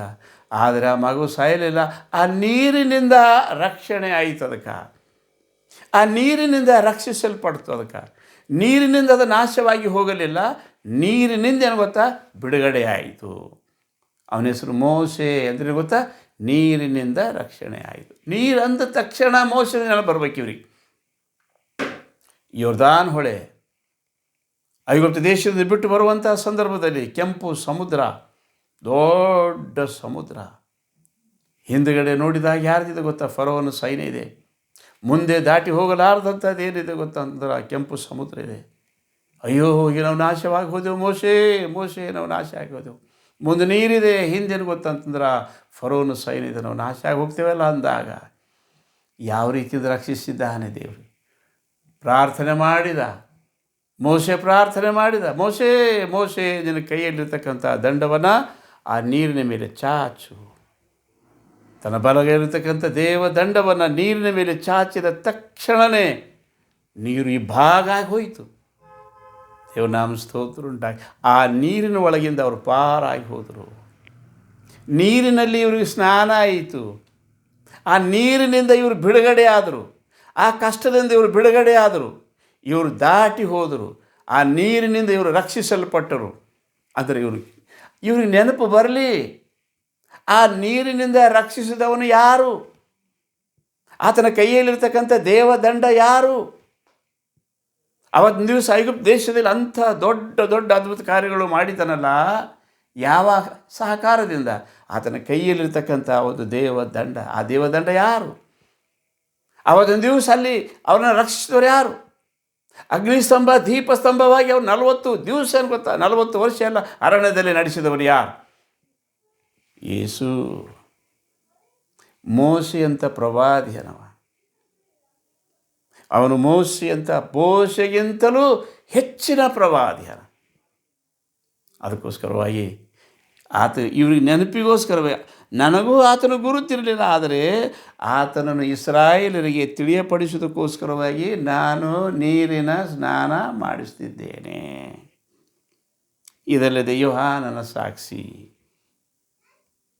ದೇವರಾತ್ಮ ಪಾರಿವಾಳದ ಮೇಲೆ ಇಳಿದು ಯಾವನ ಮೇಲೆ ಬರ್ತದೋ ಅವ ಪ್ರವಾದಿ ಇರ್ತಾನೆ. ಯಾವನ ಮೇಲೆ ಪ್ರವಾದನೆ ಆತ್ಮ ಅಂದರೆ ಗೊತ್ತಾ, ಪವಿತ್ರ ಆತ್ಮ ಇಳಿದು ಬರ್ತದೋ ಅವ ಯಾರು ಗೊತ್ತಂತಂದ್ರೆ ದೇವಕುಮಾರ್ ಇರ್ತಾನೆ. ಅವ ಯಾರು ಗೊತ್ತ, ದೇವ ಮಗನಿರ್ತಾನ. ಅವ ಹೆಂಗಿರ್ತಾನೆ ಗೊತ್ತಾ, ಮೋಶೆಗಿಂತ ಏನು ಗೊತ್ತಾ ದೊಡ್ಡವನಾಗಿರ್ತಾನೆ. ಇಲ್ಲಿ ಮೋಶೆಗಿಂತ ದೊಡ್ಡವನನ್ನು ನೋಡಿದ್ದೀರಿ ಎಂಬುದಾಗಿ ಮತ್ತಾಯನ ಬರೆದ ಸುವಾರ್ತೆ 11ನೇ ಅಧ್ಯಾಯ. ಕರ್ತನಲ್ಲಿ ಪ್ರಿಯರೇ, ಇವತ್ತು ದಿವಸ ಗೊತ್ತಾ, ಮೋಶೆ ದೇವರ ಮನೆಯಲ್ಲೆಲ್ಲ ನಂಬಿಗಸ್ತನು ಎಂಬುದಾಗಿ ನಾವು ನೋಡ್ತೇವೆ. ಆದರೆ ಯೇಸು ದೇವಕುಮಾರನಿದ್ದಾನೆ. ಮಗ ದೊಡ್ಡವನ, ಮನೆಗಿರ್ತಕ್ಕಂಥ ಆಳು ದೊಡ್ಡವನ. ಮನೆಯಲ್ಲೆಲ್ಲ ನಂಬಿಗಸ್ತನಾದ ದಾಸ ಯಾರು ಗೊತ್ತಾ, ದೇವರ ಮನೆಯಲ್ಲೆಲ್ಲ ನಂಬಿಗಸ್ತನಾಗಿರ್ತಕ್ಕಂಥ ಒಬ್ಬ ದಾಸ ಯಾರು, ಮೋಶೆ. ಆದರೆ ಕ್ರಿಸ್ತನು ದೇವಕುಮಾರ, ದೇವರ ಮನೆಯ ಅಧಿಕಾರಿಯನವ. ಇಲ್ಲಿ ಆ ಪ್ರವಾದಿಗಿಂತ ಹೆಚ್ಚಿನವನಿದ್ದಾನೆ. ನೀವು ಆ ಪ್ರವಾದಿಗಿಂತ ಹೆಚ್ಚಿನವನನ್ನು ನೋಡಿದ್ದೀರಿ ಎಂಬುದಾಗಿ ವಾಕ್ಯದಲ್ಲಿ ಬರೆಯಲ್ಪಟ್ಟಿದೆ. ಕರ್ತನಲ್ಲಿ ಪ್ರಿಯರೇ, ಇವತ್ತಿನ ದಿವಸ ಇಸ್ರಾಯೇಲರಿಗೆ ನೆನಪಾಗಬೇಕಾಗಿದೆ. ಅದಕ್ಕೆ ನೀರಿನ ಸ್ನಾನ. ಆವತ್ತಿನ ದಿವಸ ಕೆಂಪು ಸಮುದ್ರದಿಂದ ಯಾವ ರೀತಿಯಿಂದ ರಕ್ಷಿಸಿದ್ದಾನೋ, ಇವತ್ತಿನ ದಿವಸದಲ್ಲಿ ಸಹ ನಿಮ್ಮನ್ನು ರಕ್ಷಿಸಬೇಕಾದರೆ ಆತನೇ ಬರಬೇಕು, ಆ ಪ್ರವಾದಿನೇ ಬರಬೇಕು. ಅವನೇ ನಿಮಗೇನು ಗೊತ್ತಾ ಗುರುತಾನ, ಅವನೇ ನಿಮಗೆ ರಕ್ಷಿಸ್ತಕ್ಕಂಥವನ. ಆದರೆ ಆ ಪ್ರವಾದಿಯನ್ನು ಇವರು ಗುರುತು ಹಿಡಿಲಾರದೆ ಹೋದರು. ಕ್ರಿಸ್ತೇಶುವಿನ ಆತ್ಮ ಇದು ಪ್ರವಾದನೆ ಆತ್ಮ ಅದ. ಇಲ್ಲಿ ಸಾಕ್ಷಿ ಕೊಡ್ತಾ ಇದ್ದಾರೆ, ಈತನೇ ಆತನು. ಆತನ ಸ್ಥಾನದಲ್ಲಿ ಬರ್ತಕ್ಕ ಇಸ್ರಾಯೇಲ್ ಜನಾಂಗವನ್ನು ನಡೆಸಿಕೊಂಡು ಹೋಗುವ ಆತನು, ಅವರ ದೇವರು, ಅವರ ರಕ್ಷಕನು ಯಾರು ಗೊತ್ತಾ, ಈತನೇ ಎಂಬುದಾಗಿ ಎಲ್ಲ ಪ್ರವಾದಿಗಳು ಸಾಕ್ಷಿ ಕೊಟ್ಟರು. ಅಬ್ರಹಾಂ, ಇಸಾಕ್, ಯಾಕೋಬ್ ಇವರು ದೂರದಿಂದ ನೋಡಿ ದರ್ಶನ ಮಾಡಿದ್ದಾರೆ, ಹತ್ತಿರದಲ್ಲ. ಎಲ್ಲ ಪ್ರವಾದಿಗಳು ಆತನು ಬರ್ತಾನೆ. ಮೋಶೆ ಹೋಗಿದ ಮೇಲೆ ಇಸ್ರಾಯೇಲ್ ಜನಾಂಗವನ್ನು ನಡೆಸಿಕೊಂಡು ಹೋಗೋದಕ್ಕಾಗಿ ಯೆಹೋಶುವನು ನೇಮಿಸಿದ. ಯೆಹೋಶು ಹೋಗಿದ ಮೇಲೆ ನ್ಯಾಯಸ್ಥಾಪಕರು ನೇಮಿಸಿದ. ನ್ಯಾಯಸ್ಥಾಪಕರಾಗಿದ್ದ ಮೇಲೆ ಇಲ್ಲಿ ಯಾರೂ ಇಲ್ಲ. ಯೇಸು ಅವರನ್ನು ನಡೆಸುವುದಕ್ಕೋಸ್ಕರವಾಗಿ ಬರ್ತಾನೆ ಎಂಬುದಾಗಿ 300 ಪ್ರವಾದನೆಗಳಿವೆ. ಎಲ್ಲ ಶಾಸ್ತ್ರದಲ್ಲಿ ಬರೆಯಲ್ಪಟ್ಟಿದೆ. ಮೋಶೆ ಎಲ್ಲ ಧರ್ಮಶಾಸ್ತ್ರದಲ್ಲಿ ಬರೆಯಲ್ಪಟ್ಟ ಹಾಗೆಯೇ ನೀರಿನ ಸ್ನಾನ ಮಾಡಿಸುವವನಾಗಿ ಬಂದಿದ್ದಾನೆ. ಸ್ನಾನಕನಾದ ಯೋಹಾನ ನೀರಿನ ಸ್ನಾನ ಮಾಡಿಸ್ತಿದ್ದಾನೆ. ಹಾಗೆ ಅದಕ್ಕೆ ಕೇಳ್ತಿದ್ದಾರೆ, ನೀನು ನೀರಿಂದ ಯಾಕೆ ಸ್ನಾನ ಮಾಡಿಸ್ತಿದ್ದೆಪ್ಪ? ನಾನು ನಿಮಗೆ ಆ ಇಸ್ರಾಯೇಲರನ್ನು ನೀರಿನಿಂದ ರಕ್ಷಿಸಿದ ಆತನು ಯಾರು ಎಂಬುದಾಗಿ ನಿಮ್ಮನ್ನು ತಿಳಿಸುವುದಕ್ಕೋಸ್ಕರವಾಗಿ ನೀರಿನ ಸ್ನಾನ ಮಾಡಿ. ಯಾಕಂದರೆ ನೀವು ಅವನಿಗೆ ಗೊತ್ತಿಲ್ಲ. ಆ ನೀರಿನಿಂದ ನಡೆಸ್ಕೊಂಡು ಹೋದವನು ಯಾರು, ನಿಮ್ಮನ್ನು ದಾಟಿಸ್ಕೊಂಡು ಹೋದವನು ಯಾರು ಎಂಬುದಾಗಿ ನಿಮ್ಗೆ ಗೊತ್ತಿಲ್ಲ. ಆ ಪ್ರವಾದಿ ಯಾರು ನಿಮಗೆ ಗೊತ್ತಿಲ್ಲ. ಅದಕ್ಕೆ ಇಲ್ಲಿ ಹೇಳ್ತಾರೆ ಗೊತ್ತಾ, ಇದೇ 1ನೇ ಅಧ್ಯಾಯ ಯೋಹಾನ ಬರೆದ ಸುವಾರ್ತೆ 1ನೇ ಅಧ್ಯಾಯ 26ನೇ ವಚನದಲ್ಲಿ, ನಾನು ನೀರಿನಿಂದ ಸ್ನಾನ ಮಾಡಿಸುವವನು, ನಾನು ನೀರಿನಿಂದ ಸ್ನಾನ ಮಾಡಿಸುವನು, ಆದರೆ ನೀವು ಅರಿಯದೇ ಇರುವ ಒಬ್ಬಾತನು ನಿಮ್ಮ ಮಧ್ಯದಲ್ಲಿ ನಿಂತಿದ್ದಾನೆ, ನನ್ನ ಹಿಂದೆ ಬರತಕ್ಕವನು ಅವನೇ. ಹಾಲೆಲೂಯ. ಏನಂತ ಹೇಳ್ತಿದ್ದಾನೆ ಗೊತ್ತಾ? ನಾನು ನೀರಿಂದ ಯಾಕೆ ಸ್ನಾನ ಮಾಡಿಸ್ತೀನಿ ಗೊತ್ತಾ? ಇಸ್ರಾಯೇಲ್ರೇ, ನಿಮಗೆ ಗೊತ್ತಾಗಲಿ, ನಿಮ್ಮನ್ನು ನಡೆಸುತ್ತಾ ಬಂದಾತನು ಯಾರು ಗೊತ್ತಾ? ಯೇಸುವೇ ಅಂತ ಗೊತ್ತಾಗಬೇಕಾಗ. ಆವತ್ತು ದಿವಸ ಯೆಹೋವ ಅಂದರೆ ಯಾರು? ಯೇಸು. ಯೇಸು ಅಂದರೆ ಯಾರು? ಯೆಹೋವ. ದೇವರಂದ್ರೆ ಯಾರು? ಯೇಸು. ಯೇಸು ಅಂದರೆ ಯಾರು? ವಾಕ್ಯ ಅಂದರೆ ಯಾರು? ಯೇಸುನೇ. ಇವತ್ತಿನ ದಿವಸ ಏನು ಗೊತ್ತಿದ್ರು, ಭಾಳ ವ್ಯತ್ಯಾಸ ಮಾಡಿಕೊಂಡು ಅಲ್ಲಲ್ಲಿ ಇವತ್ತಿನ ದಿವಸ ಜನರು ಮಾತಾಡ್ತಕ್ಕಂಥದ್ದು, ಈ ವಿರುದ್ಧವಾಗಿ ಮಾತಾಡ್ತಕ್ಕಂಥ ಜನ ಭಾಳ ಇದ್ದಾರೆ. ಭಾಳ ಜಾಗೃತಿ ಆಗಿರ್ಬೇಕು. ಇದು ನಮಗೆ ಪೈಲೆ ಗೊತ್ತಿರಬೇಕು. ಕರ್ತನಲ್ಲಿ ಪ್ರಿಯರೇ, ಅದಕ್ಕೆ ಹೇಳ್ತಾನೆ, ನೀವು ಅರಿಯದೇ ಇರುವ ಒಬ್ಬಾತನು ನಿಮ್ಮ ಮಧ್ಯದಲ್ಲಿದ್ದಾನೆ, ಆದರೆ ನೀವು ಅರಿತಿಲ್ಲ ಅವರಿಗೆ. ನೀವು ಅರಿಯದೇ ಇದ್ದೀರಿ, ಆತ ನಿಮ್ಮ ಬಳಿ ಬಂದಿದ್ದಾನೆ ಈಗ, ಆದರೆ ನೀವು ಅರ್ಥ ಮಾಡಿಕೊಂಡಿಲ್ಲ. ಅದಕ್ಕೆ ಹೇಳ್ತಾನೆ, ವಾಕ್ಯ ಎಂಬಾತನು ನರವತಾರ ಎತ್ತಿ ನಿಮ್ಮ ಮಧ್ಯದಲ್ಲಿ ಬಂದಿದ್ದಾನೆ, ನಿಮ್ಮ ಮಧ್ಯದಲ್ಲಿ ವಾಸ ಮಾಡಿದನು. ಆದರೆ ಗೊತ್ತಾ, ಆತನ ಮಹಿಮೆಯನ್ನು ನೀವು ನೋಡಿದರೂ ಸಹ ಗೊತ್ತಂದ್ರೆ ಆ ಪ್ರವಾದಿ ಆದಂಥ ಆ ಪವಿತ್ರಾತ್ಮ ಬಂದಿರತಕ್ಕಂಥ ಯಾರ ಮೇಲೆ ಪವಿತ್ರಾತ್ಮ ಇಳಿದು ಬರ್ತದೋ ಆತನು ಎಂಬುದಾಗಿ ಆ ಒಂದು ಸ್ನಾನಿಕನಾದ ಯೋಹಾನ ಹೇಳ್ತಾ ಇದ್ದಾನೆ. ಆದರೆ ಆತನು ಸ್ವಂತ ಜನರು ಸ್ವಂತ ಮನೆಗೆ ಬಂದ, ಸ್ವಾಸ್ಥ್ಯಕ್ಕೆ ಬಂದನು, ಆದರೆ ಸ್ವಂತ ಜನರು ಆತನನ್ನು ಅಂಗೀಕರಿಸಲಿಲ್ಲ. ಇವರ ರಕ್ಷಕನಾಗಿ ಅಲ್ಲಿಗೆ ಬಂದಿದ್ದಾನೆ. ಇವರನ್ನು ರಕ್ಷಿಸುವುದಕ್ಕೋಸ್ಕರವಾಗಿ ನರಮಾಂಸಧಾರಿಯಾಗಿ ಬಂದಿದ್ದಾನೆ.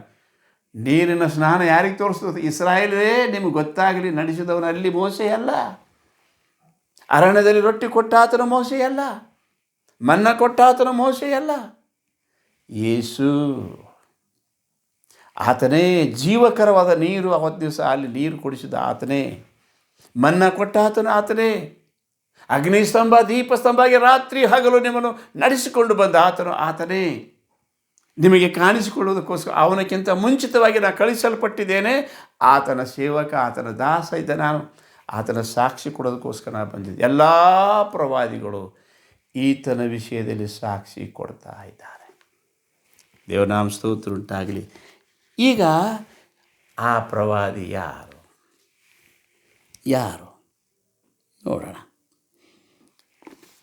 ದೇವರ ಮಕ್ಕಳೇ, ಇವತ್ತಿನ ದಿವಸ ಈ ವಾಕ್ಯ ಭಾಗ ನಾವು ಕೇಳುವಾಗ ಅವನಿಗೆ ನೀವು ಬಹಳ ಜಾಗೃತಿಯಿಂದ ನೀವು ನೋಡಬೇಕು. ಅವನು ಈ ಲೋಕಕ್ಕೆ ಬಂದಿದ ಮೇಲೆ ತನ್ನ ಸಾಕ್ಷಿಯನ್ನು ನಿಮ್ಮೆಲ್ಲರಿಗೆ ಆತನು ಹೇಳ್ತಾ ಇದ್ದ. ನಾನೇ ಆತನು, ಬರಬೇಕಾದಂಥನು ಯಾರು? ನಾನೇ. ನನಗೆ ಯಾರು ಕಳಿಸ್ಕೊಟ್ಟಿದ್ದಾರೆ? ಆತನೇ ಕಳಿಸ್ಕೊಟ್ಟನ, ಮತ್ತಾರು ನನಗೆ ಕಳಿಸ್ಕೊಡ್ಲ. ಅವನ ಕೈಲಿ ಬರೆಯಲ್ಪಟ್ಟದ.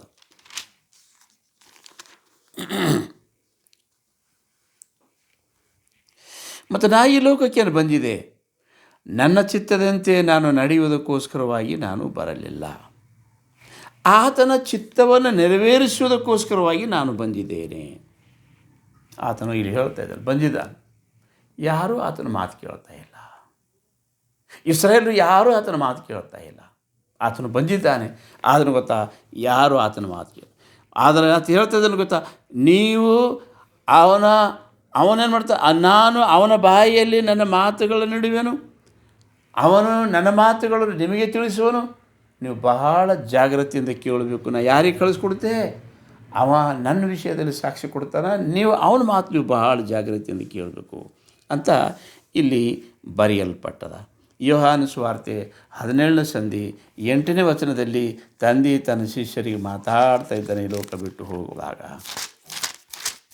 ನಾ ಯಾರಿದ್ದೆ ಎಂಬುದಾಗಿ ತಿಳಿಸಿ ಅವ್ರಿಗೆ ಹೇಳ್ತಾ ಇದ್ದಾನೆ. 17:8 ಬರೆಯಲ್ಪಟ್ಟ ಹಾಗೆ, ಹೇಗೆಂದರೆ, ನೀನು ನನಗೆ ಕೊಟ್ಟ ಮಾತುಗಳನ್ನು ನಾನು ಇವರಿಗೆ ಕೊಟ್ಟಿದ್ದೇನೆ, ಇವರು ಆ ಮಾತುಗಳನ್ನು ಕೈಕೊಂಡು ನನ್ನನ್ನು ನಿನ್ನ ಬಳಿಯೆಂದು ಹೊರಟು ಬಂದವನೆಂದು ನಿಜವಾಗಿ ತಿಳಿದು ನೀನೇ ನನ್ನನ್ನು ಕಳಿಸಿಕೊಟ್ಟಿರುವುದಾಗಿ ನಂಬಿದ್ದಾರೆ. ಯೇಸು ಯಾರು ಕಳಿಸ್ಕೊಟ್ಟರು? ದೇವರು ತಾನೇ ಆತನಿಗೆ ಕಳಿಸ್ಕೊಟ್ಟಿದ್ದಾನೆ. ಇಲ್ಲಿ ಬರೆಯುತ್ತಾರೆ ಗೊತ್ತಾ, ನಾನು ನನ್ನ ಶಿಷ್ಯರಿಗೆ ಇದನ್ನು ತಿಳಿಸಿದ್ದೇನೆ. ಏನು ಗೊತ್ತಾ, ನಾನು ಇವರಿಗೆ, ನನಗೆ ನೀ ಏನು ಕೊಟ್ಟಿದ್ದೆ ಸ್ವಾಮಿ? ಅದು ನಾ ಇವ್ರಿಗೆ ಕೊಟ್ಟಿದ್ದೆ, ನಾ ಇವ್ರಿಗೆ ಹೇಳಿದೆ. ಅವ ನನ್ನ ಮಾತುಗಳನ್ನು ಅವ್ರಿಗೆ ಹೇಳ್ತಾನೆ ಅಂತ ಹೇಳಿಬಿಟ್ಟು ಅಲ್ಲಿ ಧರ್ಮೋಪದೇಶ ಕಾಂಡ 18-15 ಬರೆಯಲ್ಪಟ್ಟದ. ಅಲ್ಲಿ ಅವನು ನನ್ನ ಮಾತುಗಳು ಆಡ್ತಾನವ. ಆ ಪ್ರವಾದಿ ನಾ ಹೇಳಿದಂಥ ಮಾತುಗಳು ಆಡ್ತಾನೆ.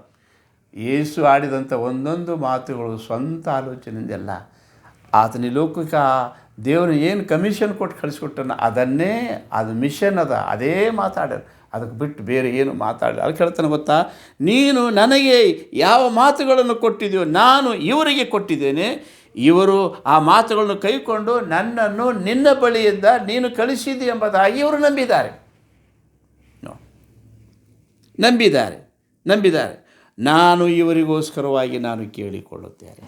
ನೋಡ್ರಿ, ನಾ ಆಡ್ತಕ್ಕಂಥ ಮಾತೇನು ಗೊತ್ತಾ, ಇವತ್ತು ದಿವಸ ನನ್ನದಲ್ಲ, ನನಗೆ ಯಾರು ಕಳಿಸ್ಕೊಟ್ಟಾರ ಆತನ ಮಾತನ್ನೇ ನಾ ಆಡ್ತೇನೆ. ಆ ಪ್ರವಾದಿ ಆತನ ಮಾತೇ ಆಡ್ತಾನೆ, ಮತ್ತೊಂದು ಮಾತು ಆಡಲ್ಲ. ಮತ್ತೊಂದು ಮಾತು ಆತ ಆಡುವಂಥವನು ಅಲ್ಲ. ನನ್ನ ವಿಷಯದಲ್ಲಿ ಎಲ್ಲ ಪ್ರವಾದಿಗಳಿಗೂ ಗೊತ್ತಾ, ನನ್ನ ವಿಷಯದಲ್ಲೇ ಸಾಕ್ಷಿ ಹೇಳಿದ್ದಾರೆ. ನಾ ಯಾರಿದ್ದೆ ಅಂತಕ್ಕಂಥದ್ದು ನನ್ನ ವಿಷಯದಲ್ಲೇ ಸಾಕ್ಷಿ ಹೇಳಿದ್ದಾರೆ ಎಂಬುದಾಗಿ ಹೇಳ್ತಾನೆ. ಇನ್ನು ನೋಡಿ, ಲೂಕನ ಬರೆದ ಸುವಾರ್ತೆ 24ನೇ ಸಂಧಿ 27ನೇ ವಚನದಲ್ಲಿ ಸ್ವಾಮಿ ನಾ ಯಾರಿಗೆ ಇದ್ದೇ ಎಂಬುದಾಗಿ ಅವ್ರಿಗೆ ತಿಳಿಸಿ ಹೇಳ್ತಾ ಇದ್ದಾನೆ. ಆದರೆ ಗೊತ್ತಾ ಅವರು ತಿಳಿಯುತ್ತಾ ಇಲ್ಲ. 24, 27 ಕೊನೆಯ ದಿನಗಳಲ್ಲಿ ನೋಡಿ, ಮೋಶೆ ಮತ್ತು ಅದಕ್ಕಿಂತ ಹಿಂದೆ ಹೋಗೋಣ. ಎಲ್ಲ ಬುದ್ಧಿ ಇಲ್ಲದವರೇ, ಪ್ರವಾದಿಗಳು ಹೇಳಿದೆಲ್ಲವನ್ನು ನಂಬುವುದರಲ್ಲಿ ಮಂದ ಹೃದಯದವರೇ, ಕ್ರಿಸ್ತನು ಇಂಥ ಶ್ರಮೆಗಳನ್ನು ಅನುಭವಿಸಿ ತನ್ನ ಮಹಾಪದವಿಗೆ ಸೇರುವುದು ಅಗತ್ಯವಾಗಿತ್ತಲ್ಲವೇ ಎಂದು ಹೇಳಿ ಮೋಶೆಯ ಮತ್ತು ಎಲ್ಲ ಪ್ರವಾದಿಗಳ ಗ್ರಂಥಗಳು ಮೊದಲುಗೊಂಡು ಸಮಸ್ತ ಗ್ರಂಥಗಳು ತನ್ನ ವಿಷಯವಾಗಿ ಸೂಚನೆಗಳನ್ನು ಅವರಿಗೆ ವಿವರಿಸಿದನು. ಶಿಷ್ಯರಿಗೆ ಹೇಳ್ತಾ ಇದ್ದಾನೆ, ನನಗೆ ಯಾರಂತ ತಿಳ್ಕೊಂಡಿರಿ? ಮೋಶೆಯ ಧರ್ಮಶಾಸ್ತ್ರದಲ್ಲಿ ಏನು ಬರೆಯಲ್ಪಟ್ಟದ, ಯಾರು ಬರ್ತಾನೆ ಎಂಬುದಾಗಿ ಹೇಳಿದರೆ ಆ ಬರುವಾತನೇ ನಾನೇ ಆತನು. ನನ್ನನ್ನು ತಂದೆ ಕಳಿಸ್ಕೊಟ್ಟಿದ್ದಾನೆ, ಅಭಿಷೇಕ ಮಾಡಿ ನನಗೆ ಕಳಿಸ್ಕೊಟ್ಟಿದ್ದಾನೆ. ಯಾಕೆ ಕಳಿಸ್ಕೊಟ್ಟಿದ್ದಾನೆ? ನಿಮ್ಮ ರಕ್ಷಣಾರ್ಥವಾಗಿ, ನಿಮ್ಮನ್ನು ರಕ್ಷಿಸುವುದಕ್ಕೋಸ್ಕರ. ಆದರೆ ಇಸ್ರಾಯೇಲರೇ, ನಿಮಗೆ ಮನಸ್ಸಿಲ್ಲದೆ ಹೋಯಿತು. ಕೋಳಿ ಯಾವ ರೀತಿಯಿಂದ ತನ್ನ ಮರಿಗಳನ್ನು ತನ್ನ ರೆಕ್ಕೆಗಳಲ್ಲಿ ಬಚ್ಚಿಟ್ಟುಕೊಳ್ಳುತ್ತದೆ, ಆ ರೀತಿ ನಿಮ್ಮನ್ನು ಬಚ್ಚಿಟ್ಟುಕೊಳ್ಳುವುದಕ್ಕೆ ಎಷ್ಟೋ ಸಾರಿ ನಾನು ಪ್ರಯತ್ನ ಮಾಡಿದೆ, 33 ವರ್ಷ ಈ ಲೋಕದಲ್ಲಿ. ಆದರೆ ನಿಮಗೆ ಮನಸ್ಸಿಲ್ಲದೆ ಹೋಯಿತು. ನಿಮ್ಮ ಆಲಯ ಬರಿದಾಗಿ ಹೋಗ್ತದೆ, ನಾಳೆ ದಿವಸ ಇರೋದಿಲ್ಲ, ನೀವು ರಕ್ಷಿಸಲ್ಪಡಲ್ಲ. ಒಂದು ವೇಳೆ ನನ್ನ ಮಾತು ನೀವು ಕೇಳಿದರೆ, ನಾನು ಬರುವಾತನು ನಾನೇ ಎಂಬುದಾಗಿ ನೀವು ನಂಬದೇ ಹೋದರೆ ನೀವು ಪಾಪಗಳಲ್ಲಿ ಸಾಯುವಿರಿ ಎಂಬುದಾಗಿ ಹೇಳಿದ್ದಾನೆ. ಆದ್ದರಿಂದ ಮೋಶೆಯ ಧರ್ಮಶಾಸ್ತ್ರದಲ್ಲಿ ಯಾರ ವಿಷಯದಲ್ಲಿ ಬರೆಯಲ್ಪಟ್ಟದೋ, ಬರೀ ಮೋಶೆಯ ಗ್ರಂಥ ಅಲ್ಲ, ಎಲ್ಲ ಪ್ರವಾದಿಗಳು ಸಾಕ್ಷಿಯಾರ. ಬರುವಾತನು ಯೇಸುವೇ ಎಂಬುದಾಗಿ ಎಲ್ಲ ಪ್ರವಾದಿಗಳಲ್ಲಿ ಯೆಶಾಯ, ಯೆರೆಮೀಯ, ಹೆಜ್ಕೇಲ ಎಲ್ಲ ಹಿಂಗೆ 300 ಪ್ರವಾದನೆಗಳು ಈತನಲ್ಲಿ ನೆರವೇರುತ್ತವೆ.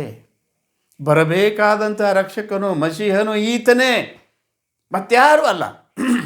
ಮತ್ಯಾರಾದರೂ ಬರುವುದಾದರೆ ಅವರು ಪ್ರವಾದಿ ಅಲ್ಲ. ಸ್ನಾನಿಕನಾದ ಯೋಹಾನಕ್ಕಿಂತ ಹಿಂದೆ ಏನು ಪ್ರವಾದಿಗಳು ಸ್ನಾನಿಕನಾದ ಯೋಹಾನ ಬಂದು ಹೋಗಿದ ಮೇಲೆ ಯೇಸು ಕ್ರಿಸ್ತನೇ ಬರುವಾತನು ಎಂಬುದಾಗಿ ಹೇಳಿ ಹೋಗಿದ ಮೇಲೆ ಮತ್ಯಾರಾದರೂ ಪ್ರವಾದಿ ಬರುವುದಾದರೆ ಆ ಪ್ರವಾದಿಗಳು ಅಲ್ಲ, ಅವರು ಸುಳ್ಳು ಪ್ರವಾದಿಗಳಿದ್ದಾರೆ, ಸುಳ್ಳುಗಾರರಿದ್ದರು, ಮೋಸಗಾರರಿದ್ದರು. ಆತನ ಹೆಸರಿನಲ್ಲಿ ವೇಷ ಹಾಕ್ಕೊಂಡು ಬರ್ತಕ್ಕಂಥ. ಅದಕ್ಕೆ ಸ್ವಾಮಿ ಹೇಳಿದರು, ನನ್ನ ಹೆಸರಿನಲ್ಲಿ ಅನೇಕರು ವೇಷ ಹಾಕ್ಕೊಂಡು ಬರ್ತಾರೆ, ನಾನೇ ಆತನು ಎಂಬುದಾಗಿ, ನಾನೇ ಕ್ರಿಸ್ತನು ಎಂಬುದಾಗಿ ಬರ್ತಾರೆ ಎಂಬುದಾಗಿ. ಆದರೆ ಬಹಳ ಜಾಗೃತಿಯಿಂದಿರಬೇಕಾಗಿದೆ. ಇವತ್ತಿನ ದಿವಸ ಲೋಕದಲ್ಲಿ ಅನೇಕ ಪ್ರವಾದಿಗಳು ಕೇವಲ ದೇವರ ಮಕ್ಕಳು ಸಲಕ್ಕೆ ಬಂದಿದೆ. ಯಾವ ಕುಲ ಧರ್ಮ ದೇಶದಲ್ಲಿ ಯಾವ ಪ್ರವಾದಿಗಳು ಇಲ್ಲ. ದೇವರ ಮಕ್ಕಳಿಗೋಸ್ಕರವಾಗಿಯೇ ಪ್ರವಾದಿಗಳು ಕೇವಲ ಇಸ್ರಾಯೇಲರ ಮನೆತನದಲ್ಲಿ ಪ್ರವಾದಿಗಳು, ಉಳಿದ ಯಾರ ಮನೆತನದಲ್ಲಿಯೂ ಪರಲೋಕದಿಂದ ಬಂದು ಬೋಧನೆ ಯಾರಿಗೂ ಮಾಡಿಲ್ಲ. ಇದು ನೆನಪಿಟ್ಕೊಳ್ಳೋದು. ಇಲ್ಲಿ ಗೊತ್ತಾ, ಮೋಶೆಯ ಧರ್ಮಶಾಸ್ತ್ರಗಳು ಮತ್ತು ಎಲ್ಲ ಪ್ರವಾದಿ ಗ್ರಂಥಗಳಲ್ಲಿ ನನ್ನ ವಿಷಯವಾಗಿ ಸಾಕ್ಷಿ ಕೊಡುತ್ತವೆ. ಇದೇ ಲೂಕನು ಬರೆದ 24ನೇ ಸಂಧಿ 44ನೇ ವಚನದ ತರುವಾಯ ಆತನು, ನಾನು ಇನ್ನೂ ನಿಮ್ಮ ಸಂಗಡ ಇದ್ದಾಗ ಇದೆಲ್ಲ ನಿಮಗೆ ನಾನು ತಿಳಿಸಲಿಲ್ಲವೇ? ಏನು? ನನ್ನ ವಿಷಯವಾಗಿ ಮೋಶೆಯ ಧರ್ಮಶಾಸ್ತ್ರದಲ್ಲಿಯೂ ಪ್ರವಾದಿಗಳ ಗ್ರಂಥಗಳಲ್ಲಿಯೂ ಕೀರ್ತನೆಗಳಲ್ಲಿಯೂ ಬರೆದಿರುವುದೆಲ್ಲ ನೆರವೇರುವುದು ಅಗತ್ಯವೆಂಬುದು ನಿಮಗೆ ಹೇಳಲಿಲ್ಲವೇ? ನೋಡಿ, ನಾನು ಜೀವದಿಂದಿರುವಾಗಲೇ ನಿಮಗೆಲ್ಲ ನಾನು ತಿಳಿಸಿ ಹೇಳಿದ್ದೇನಲ್ಲ. ನನ್ನ ವಿಷಯದಲ್ಲಿ ಏನು ಗೊತ್ತಾ, ಮೋಶೆಯ ಧರ್ಮಶಾಸ್ತ್ರದಲ್ಲಿ, ಪ್ರವಾದಿ ಎಲ್ಲ ಗ್ರಂಥಗಳಲ್ಲಿ, ಕೀರ್ತನೆಗಳಲ್ಲಿ, ತೋರಾ, ಜುಬೂರ್, ಇಂಜೀಲ್ ಎಲ್ಲದರಲ್ಲಿ ಹೇಳಲ್ಪಟ್ಟ. ಅದರ ಖುರಾನ್ ಅಲ್ಲ, ನೋ, ಪ್ರವಾದಿ ಅಲ್ಲ, ಕ್ರಿಸ್ತನಲ್ಲ. ದೇವರ ಹೆಸರಿನಲ್ಲಿ ಬರುವಾತನು, ಕರ್ತನ ಹೆಸರಿನಲ್ಲಿ ಬರುವವನಿಗೆ ಆಶೀರ್ವಾದ ಅನ್ನುವ ತನಕ ನಿಮಗೆ ರಕ್ಷಣೆ ಆಗೋದಿಲ್ಲ ಎಂಬುದಾಗಿ ಇಸ್ರಾಯೇಲ್ ಜನಾಂಗ ಹೇಳಿದ್ದಾನೆ. ಕೇವಲ ಇಸ್ರಾಯೇಲ್ನ ಮನೆತನಕ್ಕೋಸ್ಕರವಾಗಿ ಕಳಿಸಿದ್ದಾನೆ. ಆ ಪ್ರವಾದಿ ಕೇವಲ ಇಸ್ರಾಯೇಲ್ನ ಮನೆತನಕ್ಕೋಸ್ಕರವಾಗಿ ಕಳಿಸಿಕೊಟ್ಟಿದ್ದಾನೆ. ಮತ್ತೆಲ್ಲಿಯೂ ಪ್ರವಾದಿ ಇಲ್ಲ, ಅವನಿಗಿಂತ ದೊಡ್ಡ ಪ್ರವಾದಿ ಮತ್ತಾರು ಇಲ್ಲ. ಇದನ್ನು ಬಹಳ ಜಾಗ್ರತೆಯಿಂದ ನಾವು ಕೇಳಬೇಕಾಗಿದೆ. ಇವತ್ತಿನ ದಿವಸ ಅದರ ಮಧ್ಯದಲ್ಲಿ ಗೊತ್ತಾ ಖುರಾನ್ ತಯಾರಾಗಿ ಕುಂತವು. ನನ್ನಂಥ ಪ್ರವಾದಿ ಕಳಿಸ್ಕೊಡು. ನಮ್ಮ ಸಹೋದರ ಅಂದರೆ ನಿನ್ನ ಸಹೋದರ ಅಂದರೆ ಯಾರು ಗೊತ್ತಾ? ಇಸ್ರಾಯೇಲರು. ನಿಮ್ಮ ಸಹೋದರ ಅಂದರೆ ಅವರಲ್ಲ, ಇಸ್ಮಾಯಿಲ್ ಮನೆತಂದವರಲ್ಲ ಅಲ್ಲ, ಅವರ ದೇಶನೇ ಬೇರೆ ಅದ. ನಿಮ್ಮ ಸ್ವದೇಶದಲ್ಲಿ ಹೋಗಿದ ಮೇಲೆ ನಿಮ್ಮ ಸ್ವದೇಶದಲ್ಲಿ ಮೋಶೆ ಅಂತ ಪ್ರವಾದಿ. ಮತ್ತು ಮೋಶೆ ಯಾರಿಗೋಸ್ಕರ? ಇಸ್ರಾಯೇಲ್ಗೋಸ್ಕರವಾಗಿ ಬಂದಿದ್ದಾನೆ. ಇಸ್ರಾಯೇಲ್ರ ಮಾರ್ಗದರ್ಶನ, ಮತ್ಯಾರಿಗೂ ಬಂದಿಲ್ಲ. ಎಲ್ಲ ಪ್ರವಾದಿಗಳು ಇಸ್ರಾಯೇಲಿಗೋಸ್ಕರ ಬಂದಿದ್ದಾರೆ. ಆದರೆ ನನಗೆ ಗೊತ್ತಾ ಅವರಲ್ಲಿ ಹೇಳ್ಕೊಂಡು ಅದು ತರ್ಜುಮೆ ಮಾಡಿಕೊಂಡು ಅಲ್ಲಿಂದ ಶುರುವಾಯಿತು. ಅವ ಪ್ರವಾದಿ ಬಂದು ಎಲ್ಲಿ ಗೊತ್ತಾ, ಕ್ರಿಸ್ತ 1ನೇ ಶತಮಾನ, ಅವರು ಬಂದಿದ್ದು 6ನೇ ಶತಮಾನ. ಅಲ್ಲಿ ತನಕ ಯಾವ ಪ್ರವಾದಿಗಳು ಬರಬಾರದು. ಬಂದು ನನಗೆ ಗೊತ್ತಾ ಶಾಸ್ತ್ರದಲ್ಲಿ ಅವ್ರು ಕಲ್ಲ ಹೊಡೆದು ಕೊಲ್ಲಬೇಕಂತ ಬರೆಯಲ್ಪಟ್ಟವು. ಯಾವನಿಗಾದರೂ ಅಧಿಕಾರ ಇಲ್ಲದೆ ಮಾತಾಡ್ತಕ್ಕಂಥವ್ರಿಗೆ ಏನು ಗೊತ್ತಂದ್ರೆ ಕಲ್ಲು ಕೊಲ್ಲಬೇಕಂತ ಮೋಶೆ ಧರ್ಮಶಾಸ್ತ್ರ ಬರೆದು. ಸ್ನಾನಿಕನಾದ ಯೋಹಾನ ಬಂದು ಹೋಗಿದ ಮೇಲೆ ಯಾವ ಪ್ರವಾದಿಗಳೆಲ್ಲ ಒಂದು ವೇಳೆ ಇರುವುದಾದ್ರೆ ಗೊತ್ತಾ ಅವನ ಶಾಪಗ್ರಸ್ತನು ಎಂಬುದಾಗಿ ಬರೆಯಲ್ಪಟ್ಟ. ಇಲ್ಲಿ ಬರೆಯಲ್ಪಟ್ಟ ಗೊತ್ತಾ, ಆದರೆ ಯಾವ ಪ್ರವಾದಿ ನನ್ನಿಂದ ಅಧಿಕಾರ ಹೊಂದದೆ ನಾನು ಪ್ರೇರಣೆ ಮಾಡದ ಮಾತುಗಳನ್ನು ಯೆಹೋವನ ಮಾತೆಂದು ಹೇಳಿ ಜನರಿಗೆ ತಿಳಿಸುವನೋ ಇಲ್ಲವೇ ಇತರ ದೇವರುಗಳ ಹೆಸರಿನಲ್ಲಿ ಮಾತಾಡುವನೋ ಅವನಿಗೆ ಮರಣ ಶಿಕ್ಷೆ ಆಗಬೇಕೆಂದೂ ಹೇಳಿದನು. ಮೋಶೆನೇ ಹೇಳಲ್ಲ, ದೇವರು ಹೇಳ್ತದನ್ನು ಗೊತ್ತಾ, ಯಾವ ಪ್ರವಾದಿ ಆದರೂ ನನ್ನಿಂದ ಅಧಿಕಾರ ಇಲ್ಲದೆ ಯಾರು ಮಾತಾಡ್ತಾರೆ. ಅಧಿಕಾರ ಗೊತ್ತಾ, ಯಾವನ ಮೇಲೆ ನನ್ನ ಆತ್ಮ ಬರದೆ ಮಾತಾಡ್ತಾನೋ, ನಾನು ಹೇಳದ ಮಾತುಗಳನ್ನು ಇತರ ದೇವರುಗಳಲ್ಲಿ ನೋಡು ಯೆಹೋವನ ಮಾತೆಂದು ಹೇಳಿ ನಾನು ಪ್ರೇರಣೆ ಮಾಡದಂಥ ಮಾತುಗಳನ್ನು ಯೆಹೋವನ ಮಾತೆಂದು ಹೇಳಿ ಜನರಿಗೆ ತಿಳಿಸ್ತಾನೋ ಇದು ಪ್ರವಾದನೆ. ಇತರ ದೇವರು ಇತರ ಹೆಸರಿನಲ್ಲಿ ಮತ್ತೊಬ್ಬರ ಹೆಸರಿನಲ್ಲಿ. ಆದರೆ ಪ್ರವಾದಿಗಳೆಲ್ಲರೂ ಇಲ್ಲಿ ಗೊತ್ತಾ ಕ್ರಿಸ್ತನ ಹೆಸರಿನಲ್ಲಿ ಮಾತ್ರ ಇದ್ದರು. ಎಲ್ಲ ಪ್ರವಾದಿಗಳು ಕ್ರಿಸ್ತನ ಹೆಸರಿನಲ್ಲಿ ಮಾತ್ರ ಪ್ರವಾದಿಗಳಿದ್ದರು. ಆ ಕ್ರಿಸ್ತನ ವಿಷಯದಲ್ಲಿ ಮಾತ್ರ ಹೇಳಿದರು. ಆದರೆ ಕ್ರಿಸ್ತನಿಗೆ ವಿರುದ್ಧವಾಗಿ ಯಾರು ಹೇಳಿರ್ತಾರೆ ಗೊತ್ತಾ, ಅವರೇನು ಗೊತ್ತಾ ಪ್ರವಾದಿಗಳು ಅಲ್ಲ. ಅವರೇನು ಗೊತ್ತಾ ಲೂಸಿಫರ್ನ ಶಿಷ್ಯರವರು, ಸೈತಾನನ ಸಮಾಜದವರೆಂಬುದಾಗಿ ಬರೆಯಲ್ಪಟ್ಟದ. ಬಹಳ ಜಾಗೃತಿ ಆಗಿರುವ ಆಶೀರ್ವಾದ ಅಲ್ಲಿಲ್ಲ. ಪ್ರವಾದಿಗಳು ಇದು ಮಾತಿರಬೇಕು, ಕೇವಲ ಇಸ್ರಾಯೇಲ್ ಮನೆತನದಲ್ಲಿ ಪ್ರವಾದಿಗಳು. ಇವತ್ತಿನ ದಿವಸ ಯಾವ ಪ್ರವಾದಿ ಇರೋದು ನನ್ನಿಂದ ಅಧಿಕಾರ ಹೊಂದದೆ, ಅವ್ರಿಗೆ ಏನು ಅಧಿಕಾರ ಇದೆ? ಅಧಿಕಾರದಿಂದ ಅವ್ರಿಗೆ ಮಾತಾಡೋ ಅಧಿಕಾರ ಇಲ್ಲ. ಈ ಸತ್ಯವೇದಕ್ಕೆ ವಿರುದ್ಧವಾಗಿ ಮಾತಾಡ್ತಕ್ಕಂಥವರೇ ನಿಮಗೆ ಅಧಿಕಾರ ಇಲ್ಲ. ಕ್ರಿಸ್ತನ ವಿರುದ್ಧವಾಗಿ ಮಾತಾಡ್ತಕ್ಕಂಥವ್ರೆ ನಿಮಗೆ ಅಧಿಕಾರ ಇಲ್ಲ. ನಿಮಗೆ ದೇವರಿಂದ ಯಾವ ಅಧಿಕಾರ ಇಲ್ಲ. ನೀವು ಮಾತಾಡೋದಾದರೆ ಗೊತ್ತ ಸುಳ್ಳುಗಾರರು ಬರದಲ್ಲ. ಯೆಹೋವನ ಮಾತಂದು ಹೇಳಿ ಜನರನ್ನು ತಿಳಿಸುತ್ತಾನೋ ಅವ್ರಿಗೇನು ಗೊತ್ತಂದ್ರೆ ಶಿಕ್ಷೆ. ನನ್ನ ಬಾಯಿಂದ ಬರುವಂಥ ಮಾತುಗಳು ಹೆಂಗಿರಬೇಕು? ಯೆಹೋವನ ಮಾತಂತ ಹೇಳಬೇಕು. ಯಾವ ಪ್ರವಾದಿ ಆದ್ರೂ ಗೊತ್ತಾ ಕ್ರಿಸ್ತನ ಅಲ್ಲಗಳಿತಾನೋ, ಯಾವ ಕ್ರಿಸ್ತನಿಗೆ ಅಲ್ಲಗಳಿತಾನೋ ಅವ ಪ್ರವಾದಿ ಅಲ್ಲ. ಮೊದಲನೇ ಪುಸ್ತಕದಲ್ಲಿ ಹಿಡ್ಕೊಂಡು ಕೊನೆಯ ಪುಸ್ತಕ ತನಕ ಗೊತ್ತಾ ಕ್ರಿಸ್ತನು ದೇವ್ರ ಮಗ ಅಲ್ಲ, ದೇವ್ರ ಮಗ ಅಲ್ಲ, ಇವ ಅಲ್ಲ, ಅಲ್ಲನೇ ಅಲ್ಲ, ದೇವರಲ್ಲ, ದೇವ್ರಿಗೆ ಮಗ, ದೇವರಿಗೆ ಮಕ್ಕಳು ಹೆಂಗೆ ಕೊಡ್ತಾರೆ, ದೇವ್ರಿಗೆ ಸಂಸಾರ ಅದೇನೋ, ದೇವರೇ ಇಲ್ಲೇ ಅಲ್ಲ ಅಲ್ಲ. ಈ ರೀತಿಯಿಂದ ಹೇಳ್ತಕ್ಕಂಥವ್ರೇ ಆ ಪ್ರವಾದಿ ಮೋಶೆಯ ಸ್ಥಾನದಲ್ಲಿ ಬರ್ತಕ್ಕಂಥ ಇಲ್ಲಿ ಆ ಪ್ರವಾದಿಗಿಂತ ಹೆಚ್ಚಿನವನನ್ನು ನೋಡಿದ್ದೀರಿ. ಆ ಪ್ರವಾದಿಗಿಂತ ಹೆಚ್ಚು ಅವ ತಂದೆಯ ಮನೇಲಿ ನಂಬಿಗಸ್ತ, ಈತ ತಂದೆಯ ಮಗ ಅಂತ ಕರೀತಾರೆ. ನೋಡು, ದೇವ್ರಿಗೆ ಯಾರಾದರೂ ನೋಡಿರೇ ಇಲ್ಲ. ಇಲ್ಲಿ ಬರೆಯಲ್ಪಟ್ಟದ ದೇವರನ್ನು ಯಾರೂ ಎಂದೂ ಕಂಡಿಲ್ಲ. ಈ ಯೇಸು ಯಾರು? ದೇವ್ರ ಮಗ ಅಂತಂತ ಯಾರಿಗೆ ಕರೀತಾರೆ? ಇಲ್ಲಿ ಬರೆಯಲ್ಪಟ್ಟದ 1ನೇ ಅಧ್ಯಾಯ 18ನೇ ವಚನದಲ್ಲಿ ಯಾವನು ದೇವರನ್ನು ಯಾರೂ ಎಂದೂ ಕಂಡಿಲ್ಲ, ಯಾರೂ ದೇವರಿಗೆ ಕಂಡಿಲ್ಲ. ಆದರೆ ಯಾವನು ಏಕಪುತ್ರನು, ದೇವರಿಗೆ ಮಗ ಇಲ್ಲ, ದೇವ್ರಿಗೆ ಮಗ ಇಲ್ಲ ಅಂತ ಹೇಳ್ತಾರೆ. ಮಗ ಅಂದರೆ ಯಾನು? ಆತ್ಮ. ಮಗ ಅಂದರೆ ಯಾನು? ಹೃದಯ. ಮಗ ಅಂದರೆ ಯಾನು? ಮನಸ್ಸು. ಅವ ಒಳಗಿರ್ತಾನೆ. ಹೃದಯ ಇಲ್ಲ ಯಾರು ಉಳಿಲಕ್ಕಾಗಲ್ಲ. ಎಂಥ ದೊಡ್ಡ ಶರೀರ ಇರಲಿ, ಹೃದಯ ಇದ್ದಿಲ್ಲ ಅಂದರೆ ಹೃದಯ ಬಡಿತಾದಾಗ ಹೋಗ್ತಾನೆ ಇರೋದಿಲ್ಲ, ಎಂಥ ಪೈಲ್ವನಾಗಿರಲಿ. ಹಾಗೆಯೇ ವಾಕ್ಯ ಎಲ್ಲಿಂದ ಬರ್ತದೆ? ಹೃದಯದಾಗಿಂದ. ಆ ಹೃದಯ ಅಂದರೆ ಏನದು ಗೊತ್ತಾ? ಆತ್ಮ ಅದ. ಇಲ್ಲಿ ಏಕಪುತ್ರ ಅಂದರೆ ಗೊತ್ತಾ? ಆತ್ಮ ಅದ, ಅವನ ಮನಸ್ಸದ, ಅವ ಮಾತಾಡ್ತಾನ. ಇಲ್ಲಿ ಬರೆಯಲ್ಪಟ್ಟದು ಗೊತ್ತಾ? ಯಾವನು ಏಕಪುತ್ರನೋ ಅವ ಏಕಪುತ್ರ ಯಾವ? ಅವ ಸ್ವತಃ ದೇವರನ.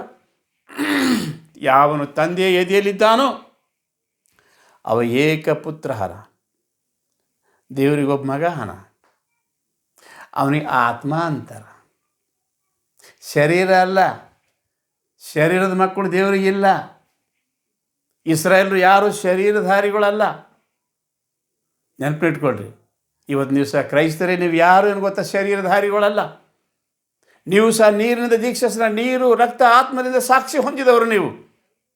ಅದಕ್ಕೋಸ್ಕರವಾಗಿ ಏನು ಗೊತ್ತಾ? ಇಲ್ಲಿ ಬರೆಯಲ್ಪಟ್ಟ ಯಾವನು ಏಕಪುತ್ರನು ಸ್ವತಃ ದೇವರಾಗಿದ್ದು ತಂದೆಯ ಎದೆಯಲ್ಲಿದ್ದಾನೋ ಆತನೇ ಇದನ್ನು ತಿಳಿಯಪಡಿಸಿದ್ದಾನೆ. ಹಾಲಲ್ಲೂ ಇವನಿಗೆ ಮಗ ಅಂತ ಕರೀತಾರೆ. ಏಕಪುತ್ರನ ಗೊತ್ತಾ? ಆತ್ಮ ತಂದೆ ಎದೆಯಲ್ಲಿ ಹನ. ಆತ್ಮ ಬೇರೆ, ತಂದೆ ಬೇರೆ, ಮಗ ಬೇರೆ ಇಲ್ಲ. ಇವು ಮೂಗರು ಒಂದೇ ಸಾಕ್ಷಿಯ. ದೇಹ, ಪ್ರಾಣ, ಆತ್ಮ, ಬಾಡಿ ಅಂತ ಈ ಶರೀರ ಆಗಿದಲ್ಲ. ದೇವರು ಅಂದ ತಕ್ಷಣ ಏನದು ಗೊತ್ತಾ? ದೇವರು ಅಂದ ತಕ್ಷಣ ತಂದೆ, ಮಗ, ಪರಿಶುದ್ಧ ಆತ್ಮ, ಮೂಗರಾರು. ಅದಕ್ಕೋಸ್ಕರವಾಗಿ ಯೇಸು ಯಾರು ಗೊತ್ತಾ? ಏಕಪುತ್ರಹನ. ದೇವನಾಮ ಸ್ತೋತ್ರ ಉಂಟಾಗಲಿ. ಇಲ್ಲ ನೋಡ್ತೇವೆ ಗೊತ್ತ. ಇನ್ನೊಂದು ಸಾರಿ ನಾವು ನೋಡೋಣ. 11ನೇ ಅಧ್ಯಾಯ, ಮತ್ತಾಯನ ಬರೆದ ಸುವಾರ್ತೆ 11ನೇ ಅಧ್ಯಾಯದಲ್ಲಿ ಆತನಿಗೆ ಕೇಳ್ತಾ ಇದ್ದ.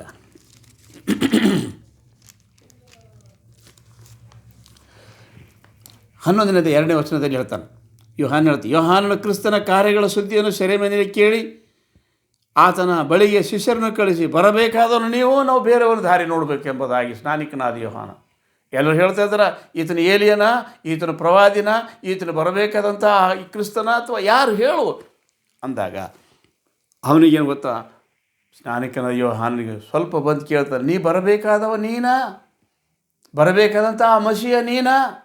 ಮಸೀಹ ಯಾರು? ನೀನಾ? ಮತ್ತಾರು ನಾವು ದಾರಿ ನೋಡಬೇಕಲ್ಲ ಅಂತ ಕೇಳತ್ತಾನೆ. ಆದರೆ ಇಲ್ಲಿ ಹೇಳತ್ತಾನ ಸ್ವಾಮಿ, ಪ್ರವಾದಿಯನ್ನು ನೋಡುವುದಕ್ಕೆ ಹೋಗಿದ್ರಲ್ಲ, ಪ್ರವಾದಿಯನ್ನು ಹುಡುಕೋದಕ್ಕೆ ಹೋಗಿದ್ದೀರಲ್ಲ. 9ನೇ ವಚನದಲ್ಲಿ ಹೌದು, ಪ್ರವಾದಿಗಿಂತಲೂ ಹೆಚ್ಚಿನವನನ್ನು ನೋಡಿದ್ದೀರಿ. ಅವನ್ಯಾರು? ಯೇಸು ಕ್ರಿಸ್ತ. ಪ್ರವಾದಿಗಿಂತ ಹೆಚ್ಚಿನವ. ತಂದೆಯ ಮನೆಯಲ್ಲೆಲ್ಲ ಏನು ಗೊತ್ತಾ? ಮೋಶೆ ನಂಬಿಗಸ್ತನು, ತಂದೆಯ ಏಕ ಪುತ್ರ ಹನಿವ, ಪ್ರವಾದಿಗಿಂತ ಹೆಚ್ಚಿನ ಹಣ. ಅದಕ್ಕೆ ಕರ್ತನಲ್ಲಿ ಪ್ರಿಯರೇ, ಇವತ್ತಿನ ದಿವಸ ಏನು ಗೊತ್ತಂದ್ರೆ, ಮೋಶೆಯ ಧರ್ಮಶಾಸ್ತ್ರದಲ್ಲಿ ಹೇಳಿದ ಹಾಗೆ ಆತನು ಬರ್ತಾನೆ ಎಂಬುದಾಗಿ ಹೇಳಿದ. ಬಂದಿದ್ದಾನೆ. ಆತನು ತನ್ನ ಸ್ವಾಸ್ಥ್ಯಕ್ಕೆ ಬಂದಿದ್ದಾನೆ. ಆತನ ಮಾತನ್ನು ಯಾರು ಕೇಳಲ್ಲ, ನಾಶ ಆಗ್ತಾರೆ. ಮತ್ತು ಆತನ ವಿಷಯದಾಗ ಸಾಕ್ಷಿ ಯಾರ್ಯಾರು ಕೊಡ್ತಾರಂತ ಇಲ್ಲಿ ಬರೆಯಲ್ಪಟ್ಟದ್ದು. ಈತ ದೇವಕುಮಾರ ಈತನೇ ಅಂತ ಹೇಳಿಬಿಟ್ಟು ಈತನ ವಿಷಯದಲ್ಲಿ ಯಾರ್ಯಾರು ಸಾಕ್ಷಿ ಕೊಡ್ತಾರೆ ಗೊತ್ತಾ? ಎಲ್ಲ ಪ್ರವಾದಿಗಳು ಈತನಿಗೆ ಸಾಕ್ಷಿ ಕೊಡ್ತಾರೆ. ಸ್ವಾಮಿ ಹೇಳ್ತಾರೆ ಗೊತ್ತಾ? ಯೋಹಾನ ಬರೆದ ಸುವಾರ್ತೆ 5ನೇ ಅಧ್ಯಾಯ ಇಲ್ಲಿ ಬರೀತಾರೆ ಗೊತ್ತಾ? 30ನೇ ವಚನದಲ್ಲಿ, ನನ್ನಷ್ಟಕ್ಕೆ ನಾನು ಏನೂ ಮಾಡಲಾರೇನು, ತಂದೆ ಹೇಳಿದ್ದನ್ನು ಕೇಳಿ ನ್ಯಾಯ ತೀರಿಸ್ತೇನೆ. ನನ್ನಷ್ಟಕ್ಕೆ ನಾನು ಏನೂ ಮಾಡಲಾರೆ. ಮತ್ತು ಇಲ್ಲಿ ಹೇಳ್ತಾನೆ ಗೊತ್ತಾ? ನಿಮಗೆ ನಿಜ ನಿಜವಾಗಿ ಹೇಳುತ್ತೇನೆ. 24ನೇ ವಚನ, 5ನೇ ಸಂಧಿ 24ನೇ ವಚನ, ನಿಮಗೆ ನಿಜ ನಿಜವಾಗಿ ಹೇಳುತ್ತೇನೆ, ನನ್ನ ವಾಕ್ಯವನ್ನು ಕೇಳಿ ನನ್ನನ್ನು ಕಳಿಸಿದಾತನು ನಂಬುವವನು ನಿತ್ಯ ಜೀವವನ್ನು ಹೊಂದಿದ್ದಾನೆ. ಏನಂತ? ನನ್ನ ವಾಕ್ಯವನ್ನು ಕೇಳಿ ನನ್ನನ್ನು ಕಳಿಸಿದಾತನನ್ನು ನಂಬುವವನು. ನನಗೆ ಯಾರು ಕಳಿಸ್ಕೊಟ್ಟವ? ತಂದೆ. ನನ್ನನ್ನು ಕಳಿಸಿದಾತನನ್ನು ನಂಬುವವನು ನಿತ್ಯ ಜೀವವನ್ನು ಹೊಂದಿದ್ದಾನೆ, ಮರಣಕ್ಕೆ ಗುರಿಯಾಗುವುದಿಲ್ಲ, ಮರಣದಿಂದ ಪಾರಾಗಿ ಜೀವಕ್ಕೆ ಸೇರಿದ್ದಾನೆ. ನಿಮಗೆ ನಿಜವಾಗಿ ಹೇಳುತ್ತೇನೆ, ಸತ್ತವರು ದೇವಕುಮಾರನ ಧ್ವನಿಯನ್ನು ಕೇಳುವ ಕಾಲ ಬರುತ್ತದೆ. ಅಂಥ ಮಗ ನೀವ. ತಂದೆಯು ಯಾವ ರೀತಿಯಲ್ಲಿ ಸ್ವತಃ ಜೀವವುಳ್ಳವನಾಗಿದ್ದಾನೋ ಹಾಗೆಯೇ ಏನು ಗೊತ್ತಾ? ಮಗನು ಸಹ ಸ್ವತಃ ಜೀವವುಳ್ಳವನಾಗಿ ಕರ್ತನು ಮಾಡಿದ್ದಾನೆ. ಇವನು ಸ್ವತಃ ಜೀವ. ಆದರೆ ಆ ಪ್ರವಾದಿ ಏನು ಗೊತ್ತಾ? ಸ್ವತಃ ಜೀವ ಇರಲಿಲ್ಲ. ಆದರೆ ತಂದೆ ತನ್ನ ಮಗನಿಗೆ ಅಂತ ಸ್ವತಃ ನಾ ಯಾವ ರೀತಿ ಜೀವಿಸಿದೆ, ಸ್ವತಃ ಜೀವ ಇದೆ, ಹಾಗೆ ನನ್ನ ಮಗನು ಸಹ ಜೀವವಾಗಿಯೇ ಇರ್ತಾನೆ ಅಂತ ಆತನಿಗೆ ನೇಮಿಸನ. ಯಾರ್ಯಾರು ಆತನ ಒಂದು ಕಾಲ ಬರ್ತದೆ, ನನ್ನ ಮಗನ ಧ್ವನಿಯನ್ನು ಕೇಳಿ ಸತ್ತವರು ಸಮಾಧಿಯಿಂದ ಎದ್ದು ಬರ್ತಕ್ಕಂಥ, ಸತ್ತವರು ಜೀವ ಹೊಂದುತ್ತಾರ. ಮತ್ತು ನಾವೊಬ್ಬಂಟಿಗನಲ್ಲ, ನನ್ನ ಸಾಕ್ಷಿ ನಾ ಮನುಷ್ಯರಿಂದ ನಾ ತಗೊಳ್ಳಲ್ಲ. ನಾ ಯಾರಿದ್ದೆ ನನ್ನ ಸಾಕ್ಷಿ ನೀವು ಹೇಳಿದ್ರು ನೀವು ನಂಬಲ್ಲ. ಆದ್ರೆ ಗೊತ್ತಾ, ನಾ ಮನುಷ್ಯರಿಂದ ಸಾಕ್ಷಿ ತಗೊಳ್ಳ, ಆದರೂ ನಿಮಗೆ ರಕ್ಷಣೆ ಆಗಬೇಕೆಂದಿದ್ದೆನ್ನೆಲ್ಲ ನಾನು ಹೇಳಿದ್ದೇನೆ. ಮತ್ತು ಹೇಳ್ತಾನೆ, ತಂದೆಯು ನನ್ನ ವಿಷಯದಲ್ಲಿ ಸಾಕ್ಷಿ ಹೇಳಿದ್ದಾನೆ. ಇದೇ ಯೋಹಾನ ಬರೆದ 5ನೇ ಸಂಧಿ 37ನೇ. ತಂದೆಯು ಅಂದರೆ ಪರಲೋಕದಲ್ಲಿರುವ ತಂದೆಯಾದ ದೇವರು ನನ್ನ ವಿಷಯದಲ್ಲಿ ಸಾಕ್ಷಿ ಹೇಳ್ತಾನೆ. ನಾ ಯಾರಿದ್ದೆ? ಈತನು ಪ್ರಿಯನಾಗಿರುವ ನನ್ನ ಮಗನ, ಇವ ನನ್ನ ಆತ್ಮ, ನನ್ನ ಹಾರ್ಟನ. ಇವ ಹೇಳ್ದಂಗೆ ಕೇಳಬೇಕು. ಅವ ಇದ್ದಂಗೆ ನಾ ಇದ್ದೆ, ನಾ ಇದ್ದಂಗೆ ಅವ ಇದ್ದೆ, ನಾ ಇದ್ದಂಗೆ ಅವನು ನನ್ನಲ್ಲಿ, ನಾನು ಅವನಲ್ಲಿ ಇರುವುದರಿಂದ ಅವನು ದೇವರಾಗಿದ್ದಾನೆ, ಸ್ವತಃ ದೇವರಾಗಿದ್ದಾನೆ. ಕರ್ತನಲ್ಲಿ ಪ್ರಿಯರೇ, ಯೇಸು ಯಾರು? ದೇವಕುಮಾರ ಬರೆಯಲ್ಪಡ್ತಾನೆ. ತಂದೆ ಅವನಿಗೆ ಸಾಕ್ಷಿ ಕೊಡ್ತಾನೆ, ಈತ ನನ್ನ ಮಗ. ಮತ್ತ ಮುಂದೆ ಹೇಳ್ತಾನೆ, ನಾನು ಮನುಷ್ಯರಿಂದಾಗುವ ಮಾನವನ ಅಂಗೀಕರಿಸುವುದಿಲ್ಲ, ಆದರೆ ನಿಮ್ಮನ್ನು ನಾನು ಬಲ್ಲೆನು. ದೇವರಲ್ಲಿ ನಿಮಗೆ ಪ್ರೀತಿ ಇಲ್ಲ ಎಂದು ನನಗೆ ತಿಳಿದಿದೆ. ನಾನು ನನ್ನ ತಂದೆಯ ಹೆಸರಿನ ಮೇಲೆ ಬಂದಿದ್ದೇನೆ. ನಾ ಯಾಕೆ ಒಬ್ಬರು ಬಂದೆ? ನಾನು ನನ್ನ ತಂದೆಯ ಹೆಸರಿನ ಮೇಲೆ ಬಂದಿದ್ದೇನೆ. ನನ್ನನ್ನು ನೀವು ಒಪ್ಪಿಕೊಳ್ಳುವುದಿಲ್ಲ. ನಾನು ತಂದೆ ಹೆಸರಿನ ಮೇಲೆ ಬಂದಿದ್ದೇನೆ ಅಂತ ಹೇಳಿದ್ರೆ ನೀವು ನನ್ನನ್ನು ಒಪ್ಪಿಕೊಳ್ಳುವುದಿಲ್ಲ. ಮತ್ತೊಬ್ಬನು ಸ್ವಂತ ಹೆಸರಿನ ಮೇಲೆ ಬಂದರೆ ಅವನು ಒಪ್ಪಿಕೊಳ್ಳಿರುವ ಇವತ್ತು ದಿವಸ ಅದೇ ಆಗ್ಯದ.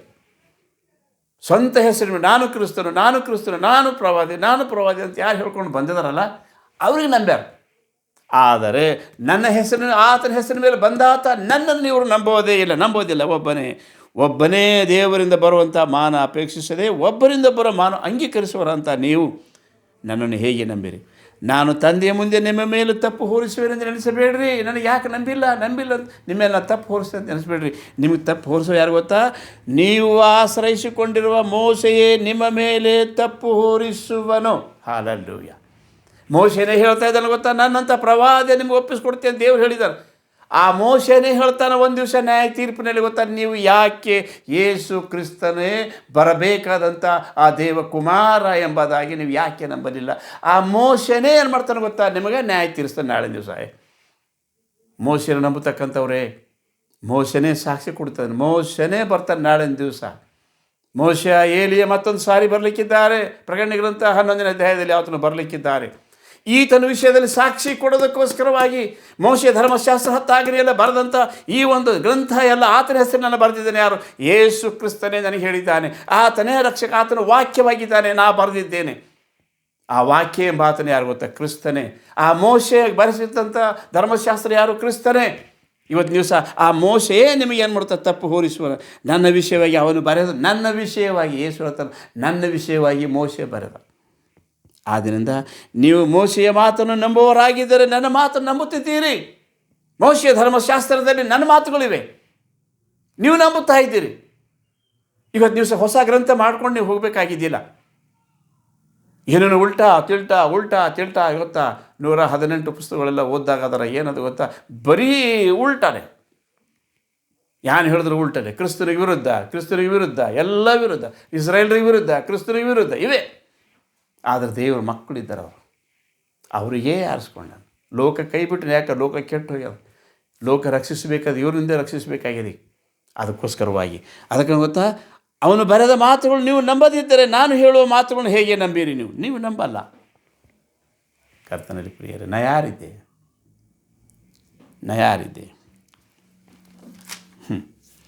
ಭಾಳ ಜಾಗ್ರತೆ ದೇವರ ವಾಕ್ಯ ಕೇಳಬೇಕು.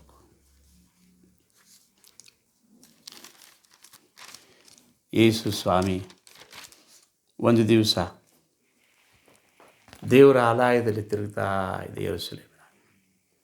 ಯೋಹಾನ ಬರೆದ ಸುವಾರ್ತೆ 11ನೇ ಅಧ್ಯಾಯದಲ್ಲಿ ಬರೆಯಲ್ಪಟ್ಟ 22ನೇ ವಚನದಲ್ಲಿ, ಆ ಕಾಲದಲ್ಲಿ ದೇವಾಲಯ ಪ್ರತಿಷ್ಠೆಯ ಹಬ್ಬ ಯೆರೂಸಲೇಮಿನಲ್ಲಿ ನಡೆಯಿತು. ಆಗ ಚಳಿಗಾಲವಾಗಿತ್ತು. ಯೇಸು ದೇವಾಲಯದೊಳಗೆ ಸೊಲೊಮೋನನ ಮಂಟಪದಲ್ಲಿ ತಿರುಗಾಡುತ್ತಾ ಇರುವಾಗ ಯೆಹೂದ್ಯರು ಆತನನ್ನು ಸುತ್ತಿಕೊಂಡು, ಇನ್ನು ಎಷ್ಟು ಕಾಲ ನಮ್ಮನ್ನು ಅನುಮಾನ ಹುಟ್ಟಿಸುತ್ತೀ? ನೀನು ಕ್ರಿಸ್ತನಾಗಿದ್ದರೆ ಅದನ್ನು ನಮಗೆ ಸ್ಪಷ್ಟವಾಗಿ ಹೇಳು ಅಂದರು. ಅದಕ್ಕೆ ಯೇಸು, ನಿಮಗೆ ಹೇಳಿದೇನು, ಆದರೆ ನೀವು ನಂಬದೇ ಇದ್ದೀರಿ. ನನ್ನ ತಂದೆಯ ಹೆಸರಿನಲ್ಲಿ ನಾನು ಮಾಡುವ ಕ್ರಿಯೆಗಳೇ ನನಗೆ ಸಾಕ್ಷಿಯಾಗಿವೆ, ಆದರೆ ನೀವು ನನ್ನ ಕುರಿಗಳಲ್ಲವಾದುದರಿಂದ ನಂಬದೇ ಇದ್ದೀರಿ. ನೋಡು, ಯಾಕೆ ನಮಗೆ ಅನುಮಾನ ಹುಡಿಸ್ತೀಯಪ್ಪ ಸ್ವಾಮಿ? ನೀ ಬರಬೇಕಾದ ಕ್ರಿಸ್ತನು ನೀನೇ ಅಂತ ಇರುವುದಾದ್ರೆ ನಮಗೆ ಯಾಕೆ ಅನುಮಾನ ಹುಡಿಸ್ಕೊತೀವಿ ಹೇಳು? ಕೇಳತ್ತಾರಲ್ಲಿ ಯಾರು? ಆ ದೇವರ ಆಲಯದಲ್ಲಿ ಎಲ್ಲ ಇಸ್ರಾಯೇಲಿನ ಮನೆ ತಂದವರು ಕೇಳ್ತಾ ಇದ್ದಾರೆ. ಹಾಗೆ ಸ್ವಾಮಿ, ನಾನೇ ಅಂತ ಹೇಳಿದೆ, ಆದರೆ ನೀವು ಕೇಳಲಿಲ್ಲ. ನಾ ಏನು ಮಾಡಿ? ನಾ ಹೇಳಿದೆ, ಆದರೆ ಗೊತ್ತಾ, ನೀವು ನನ್ನನ್ನು ಕೇಳಲಿಲ್ಲ. ಯಾಕೆ ಕೇಳಲಿಲ್ಲ ಗೊತ್ತಾ? ಒಂದು ವೇಳೆ ನೀವು ನನ್ನನ್ನು ಆತನೆಂಬುದಾಗಿ ಹೇಳದೆ ಹೋದರೆ ನಿಮ್ಮ ಪಾಪಗಳಲ್ಲಿ ಸಾಯುವಿರಿ. ಬರಬೇಕಾದವನು ನಾನೇ ಎಂಬುದಾಗಿ ಎಲ್ಲ ಶಾಸ್ತ್ರಗಳಲ್ಲಿ ಏನು ಗೊತ್ತಾ ಬರೆಯಲ್ಪಟ್ಟ ಹಾಗೆ ನೀವು ನನ್ನನ್ನು ಆತನೆಂದು ಹೇಳದೆ ಹೋದರೆ ನೀವು ಪಾಪದಲ್ಲಿ ನಾಶ ಆಗಿ ಹೋಗ್ತೀರಿ. ನೀವು ಕೆಳಗಿನವರು, ಯೋಹಾನ ಬರೆದ ಸುವಾರ್ತೆ 8ನೇ ಅಧ್ಯಾಯದ 23ನೇ ವಚನದಲ್ಲಿ, ನೀವು ಕೆಳಗಿನವರು ನಾನು ಮೇಲಿನವನು, ನೀವು ಈ ಲೋಕದವರು ನಾನು ಈ ಲೋಕದವನಲ್ಲ, ಆದ್ದರಿಂದ ನೀವು ನಿಮ್ಮ ಪಾಪಗಳಲ್ಲಿ ಸಾಯುವಿರೆಂದು ನಿಮಗೆ ಹೇಳಿದನು. ನನ್ನನ್ನು ಆತನೆಂದು ನೀವು ನಂಬದೆ ಹೋದರೆ ನಿಮ್ಮ ಪಾಪಗಳಲ್ಲಿ ಸಾಯುವಿರಿ ಎಂದು ಹೇಳಿದನು. ನೀವು ನನ್ನನ್ನು ಬರಬೇಕಾದವರು ಮಸಿಹ ನಾನೇ ನಾನೇ ನಾನೇ ನಾ ಹೇಳಿದೆ, ಆದರೆ ನೀವು ನಂಬಿಲ್ಲ. ಒಂದು ವೇಳೆ ನನ್ನನ್ನು ಆತನೆಂಬುದಾಗಿ ನೀವು ನಂಬದೆ ಹೋದರೆ ನಿಮ್ಮ ಪಾಪಗಳಲ್ಲಿ ಸಾಯುತ್ತೀರಲ್ಲ. ಕರ್ತನಲ್ಲಿ ಪ್ರಿಯರೇ, ಇವತ್ತು ದಿವಸ ಅನೇಕ ಮೋಶೆಯ ಧರ್ಮಶಾಸ್ತ್ರದಲ್ಲಿ ಹೇಳಿದ ಹಾಗೆ ಬರಬೇಕಾದವನು ಬಂದಿದ್ದಾನೆ, ಆತನು ತನ್ನ ಕಾರ್ಯ ಮಾಡಿ ಹೋಗಿದ್ದಾನೆ. ಆದರೂ ಆತನು ಯಾರು ನಂಬದೇ ಹೋದರು. ಆದರೆ ಇವತ್ತಿನ ದಿವಸ ಏನು ಗೊತ್ತಾ, ಬರಬೇಕಾದವನು ನೀನು ಅಥವಾ ನಾವು ಯಾರ ದಾರಿ ನೋಡಬೇಕು? ಯಾರ ದಾರಿ ನೋಡೋದು ಬೇಕಾಗಿಲ್ಲ. ಬಂದಿದ್ದಾನೆ, ನಮ್ಮ ಮಧ್ಯದಲ್ಲಿ ಹೊತ್ತಿದ್ದಾನೆ, ತಿರುಗಾಡುತ್ತಾ ಇದ್ದಾನೆ. ಆತನು ಮತ್ತೊಂದು ದಿವಸ ಈ ಲೋಕಕ್ಕೆ ಬರ್ತಾನೆ. ಆತ್ಮಸ್ವರೂಪ ಇವತ್ತಿದ್ದಾನೆ, ನಮ್ಮ ಮಧ್ಯದಲ್ಲಿ ತಿರುಗಾಡ್ತಾ ಇದ್ದಾನೆ. ಬರಬೇಕಾದವನು ಆತನೇ, ಅದು ಹೊತ್ತು ಮತ್ತು ಯಾರೂ ಅಲ್ಲ, ಯಾರೂ ಅಲ್ಲ. ದೇವ್ರ ವಾಕ್ಯ ಭಾಗ ನಮ್ಮೆಲ್ಲರ ಆತ್ಮ ಧ್ಯಾನಕ್ಕಾಗಿ ಆಶೀರ್ವಾದ ಮಾಡಿ. ದೇವರೇ ಮಕ್ಕಳು ನಿಮ್ಮನ್ನು ಆಶೀರ್ವಾದ ಮಾಡಲಿ. Amen, amen, amen. Praise the lord.